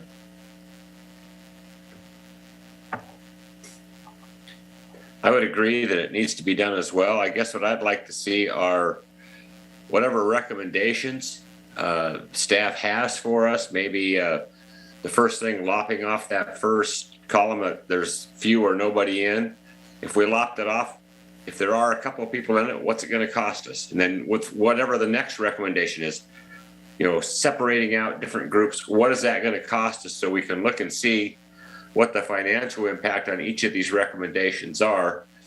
And I would be happy to take those as a package as quickly as the staff can put them together and make it so we are more competitive when we go to recruit. Because as Velma said, we've got a number of positions open now, and my history is that we get more over time. So I think the sooner we do it, the better. Thank you. I would just share. I'm sorry, Gina, go ahead.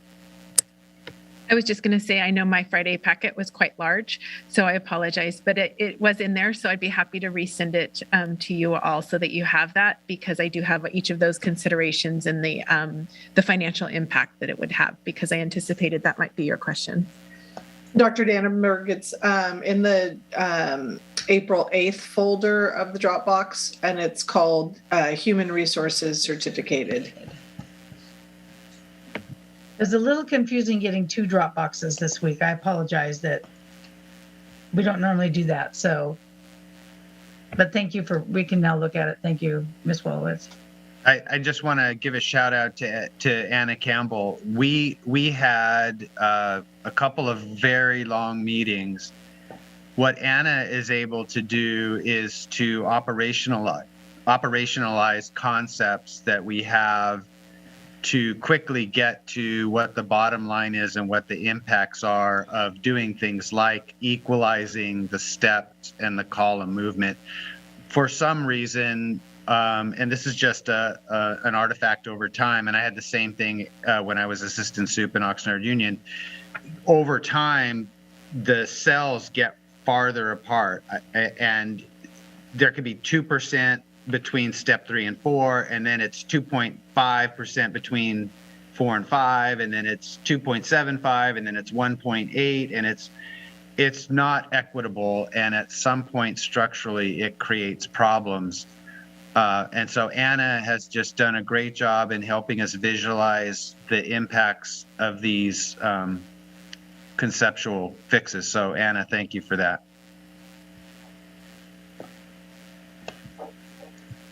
I just went over and looked at that in the April 8th packet. Very good job. That's excellent. Thank you. And it's not a huge amount, so. Am I up? President Alvarez? Okay. I just want to say, I know I'm, kind of interested around numbers, but I have to say this was beautifully orchestrated and put together. I love it. I love the format of it. I love the analysis, and I love that you even referenced I'm talking about the superintendent communication letter from April 8th. I think it was just so well done on this particular section, and it really set the case for why we need to do this in recruitment. And so I strongly appreciate how you have basically totaled that these changes are not only going to be more efficient from what I can see and attractive as far as just kind of narrowing down the step and column for people to be able to move in their career and their salaries, but the total cost overall for these changes is $104,000. So this is well done. I appreciate it. I would be interested in, maybe it's another Friday letter, but to hear what the associations have to feel about it after looking at this. I would love to kind of hear a little feedback from the principals themselves on some feedback of what their thoughts are. And I know that this is just kind of opinions, but I feel like we have a principal council. Is that right? Like we have some representatives that you guys kind of pool and meet for their feedback. So maybe, I don't know, you share with me, but I would love to just hear their feedback. This is really well done. And maybe I apologize, Ms. Wallowitz, maybe you already did that in this analysis, but I think it's well done, but I would love to kind of hear from the actual practitioner and the professionals themselves what their thoughts are without opening a can of worms. So I know I always ask for really little things. I'll let Gina write to the principal. She's been talking to the principals. I can share that I had a conversation several months ago with both association presidents, one sitting right here with us. He can weigh in. It's never popular amongst the troops to give administrators increases. It's just not. Politically, it's a hard sell. I get that. And yet, Mr. Nelson was gracious enough to acknowledge that, nobody likes to work in schools with poor leaders and that we want good principals. So there's a delicate balance there. So I don't know, Dan, if you want to jump in and share your thoughts, please do. Oh, sure. Thanks. Yeah, agreed. Nobody wants to work in a place where we can't get the very best principals. The kids deserve the best, and the workers and teachers and VESPA, everybody deserves the best they can possibly get. And there's not anybody in the association who's going to say that principals don't deserve, a commensurate salary. The hard part is when we're looking, some of the issues we're looking at comparative salaries so that we're, comparable across the district, or across the county. Some of those issues make it hard because if we're going to look at principals for that, that's great, but we have other workers too that we want to make sure that if being comparable across the county is what we're looking at, we want to have that for everybody. So yeah, it's tough. I mean, the nice thing is it's a small group of folks, so an increase for them is more budget friendly, and I appreciate that because that leaves more in the general for everyone else. But yeah, it's a tough sell, especially coming into negotiations. I've been pretty candid about that, so I'm interested to see where this goes.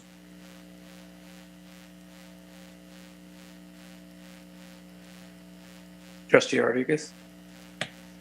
I was curious because typically when we talk about salaries with staff, we talk total compensation. And so this is kind of out, one of the things we have traditionally said is we provide, fully funded benefits and health and wellness, right? So I'm curious when you factor that into our administrative positions and compare us with our neighboring districts, how do we fare? And I'd be happy to work on compiling that information. That sometimes is more difficult to acquire on like a public document, but I can work on getting that and providing that to you all, if that's of interest. Well, I'm one of five, but I do think you know, to Mr. Nelson's point, like when we have these conversations, I just want to make sure that the way we categorize that conversation when we're talking about it with our teachers and our support staff is the same way we're having that conversation when we're talking about our directors and our administrators.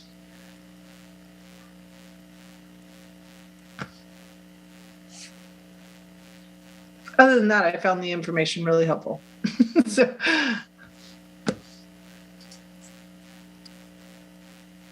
Yeah, and I mean, again, Dr. Rice, just great information, well executed and prepared, and it's just, you know, we have a phenomenal district here, and we have to be competitive in what we're offering. We got a neighboring district that, you know, is got a little bit more to offer. We're not saying we're even going to bring everybody to the upper tier. We're just trying to get them in the middle, and I think it's really important for our district that we move forward and look at that. And it's very important for us being a competitive. You know, I'm in kind of the retail business, and you got to be competitive. If you're not competitive, then, you know, you can get as many applications as you want, but, you know, someone else is going to get them for a higher wage, and it's just really important. Jobs are hard to get people to get jobs right now, so we need to be definitely, to get the best, be more competitive.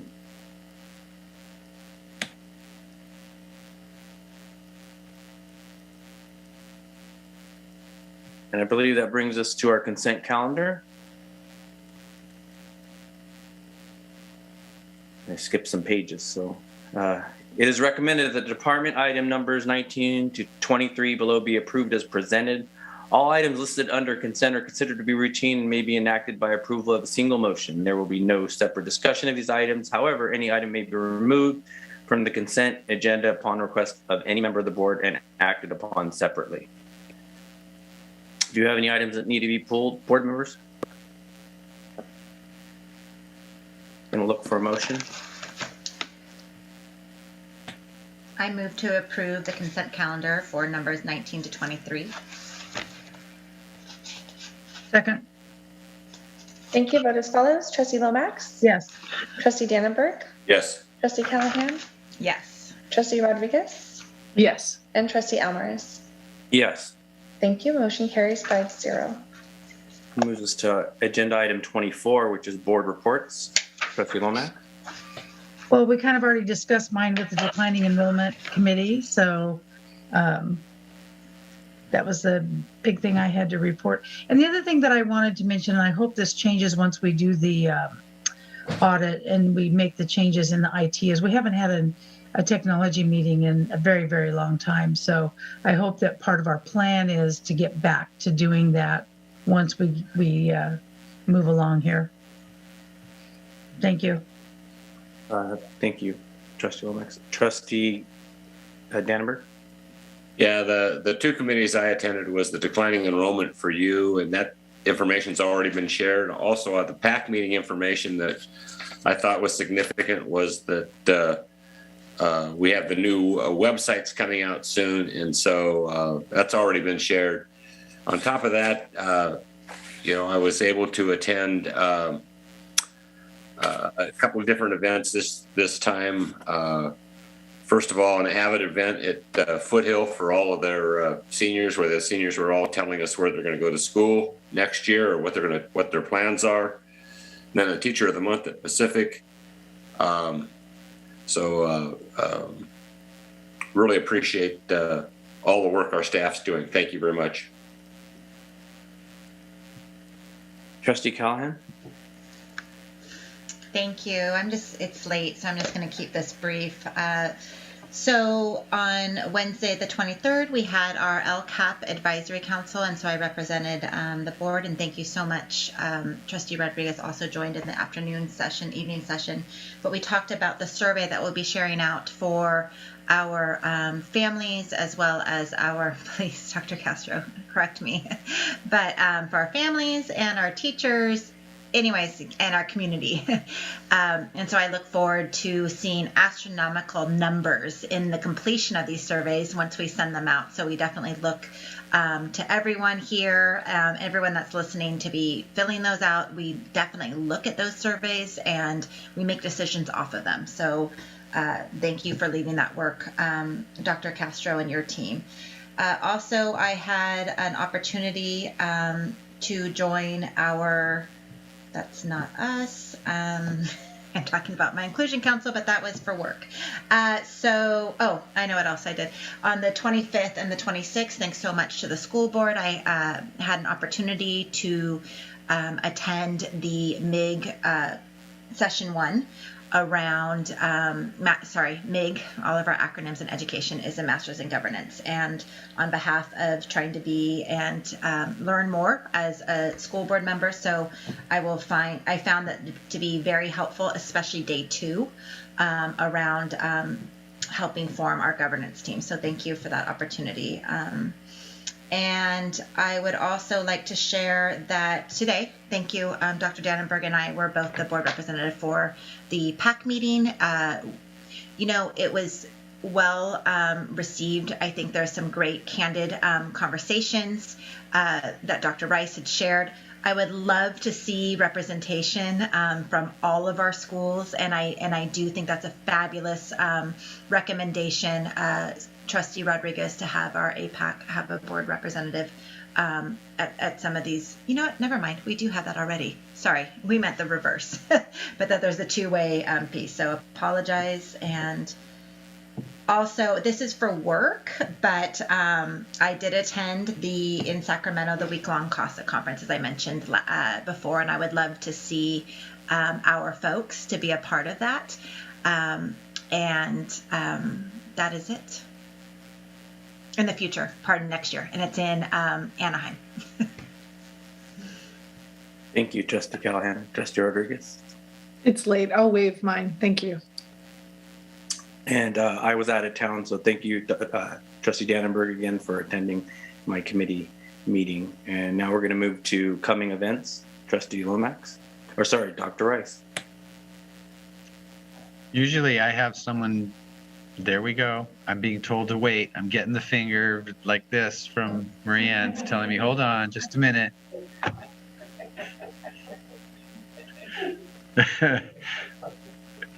There we go. You can see some of the coming events. We did miss one. I missed one. I'm gonna fall on my sword. On April 21st, we have the launch event from VEP, which is super exciting. It's one of my favorite events of the year. It's where we get to hear TED Talk style presentations from 3 of our teachers who are doing great innovative work and are being celebrated by VEP. So put that on your calendars. And if you'd like to attend, I know that VEP is setting tickets aside for the board and senior staff. So let me know if you'd like to go, and we can help facilitate that for you. And then, as trustees have said, we have a couple of LCAT meetings coming up as well. And any other board members have any coming events? All right, we'll move to future board items. Any board members have any future board items?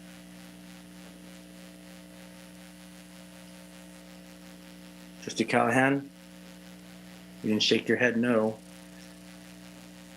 Well, the future board items is what we kind of referenced before, is the special board meeting and taking these priorities and looking at our planning for, I don't know if it goes under for the LCAP and the budget, but that we have almost a preliminary look at some of these pieces before we go to approvals at a board meeting.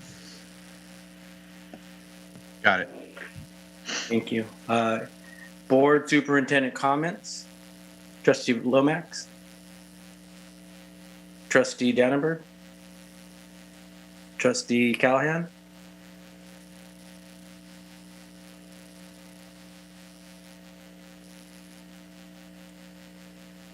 Trustee Rodriguez.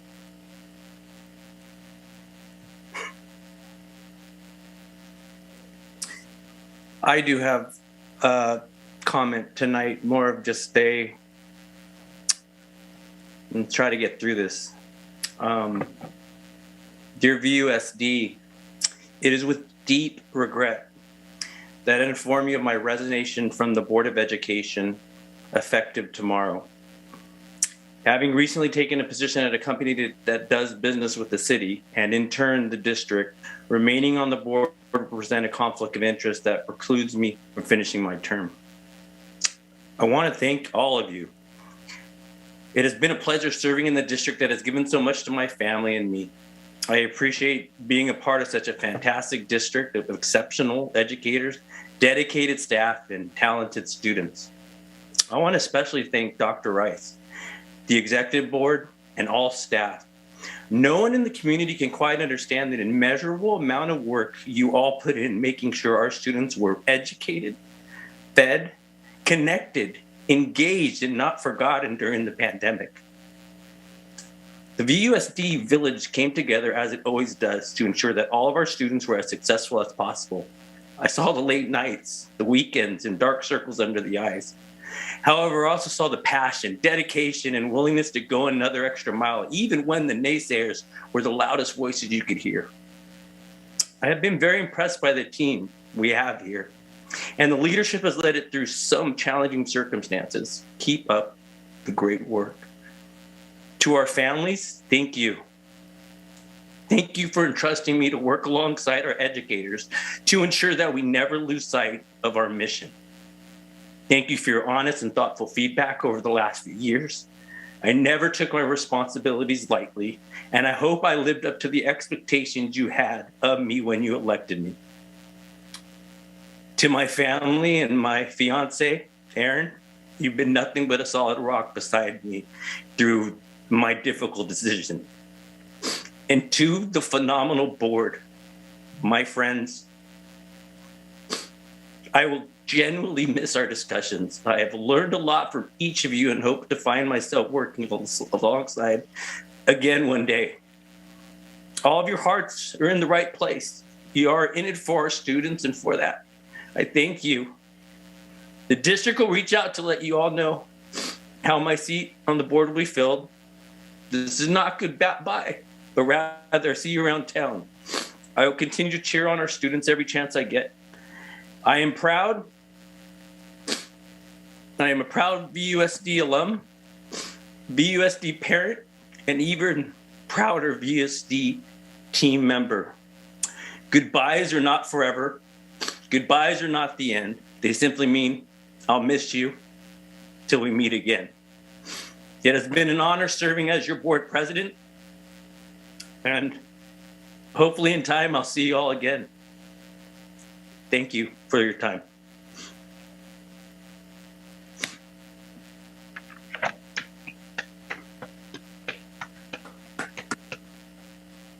And with that, I'll look for a motion to adjourn our last. Matt, before we adjourn, I think maybe I know I want to say something. You know, I want to let you know how much I appreciate your leadership and how well connected you are with the community. So I really appreciate that. And as you hear things in the community, please share them with us. It's important information to get, and we will miss you, buddy.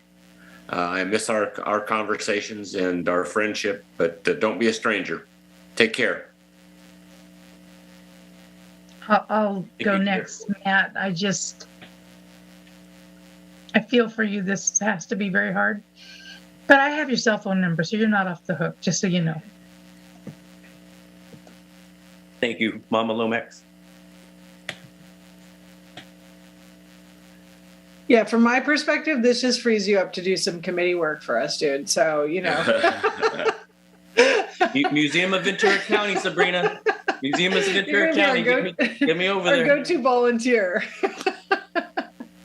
But we will miss you. You have been a really important and caring part of our team. You know, you're such a kind person, and you love this community, and you have served it with a lot of honor. So thank you for that. And, you know, we look forward to seeing what you do next. And we're always here. And like Velma said, we have your phone number, so we'll be calling you.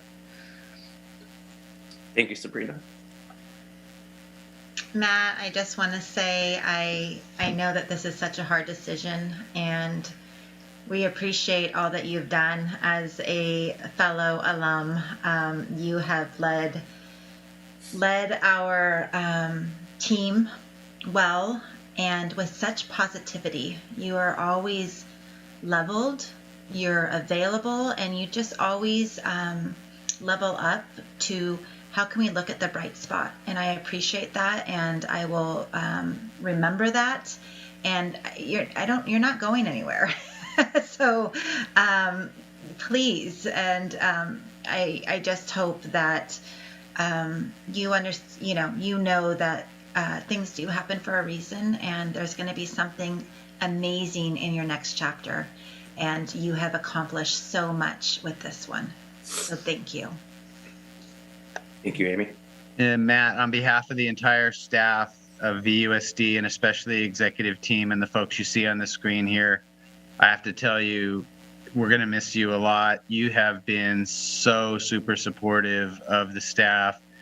You have been just a stalwart of support. I could always call you, talk to you, ask your advice, ask your opinion, but also rant and rave. And you are so patient and so supportive of not just me, but the entire staff. And we're going to miss you. But like everybody else has said, don't be a stranger. And we know you're going to keep working on behalf of the kids here in Ventura Unified School District. And just know how much I personally and professionally appreciate you.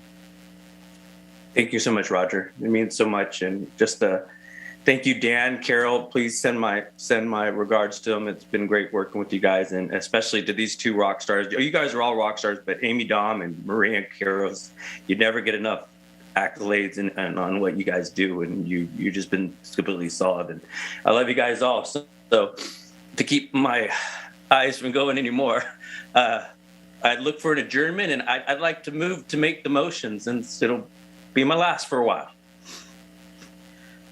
Second. Thank you. Vote as follows. Trustee Lomax? Yes. Trustee Dannenberg? Yes. Trustee Callahan? Yes. Trustee Rodriguez? Yes. And Trustee Alvarez? Thank you, TDC. I'll miss you guys. Thank you to our Nina, our captioner, and you're in good hands, VUSD. I'll be watching. Ventura native will be watching. I love you guys all. Have a wonderful night. Take care of yourselves.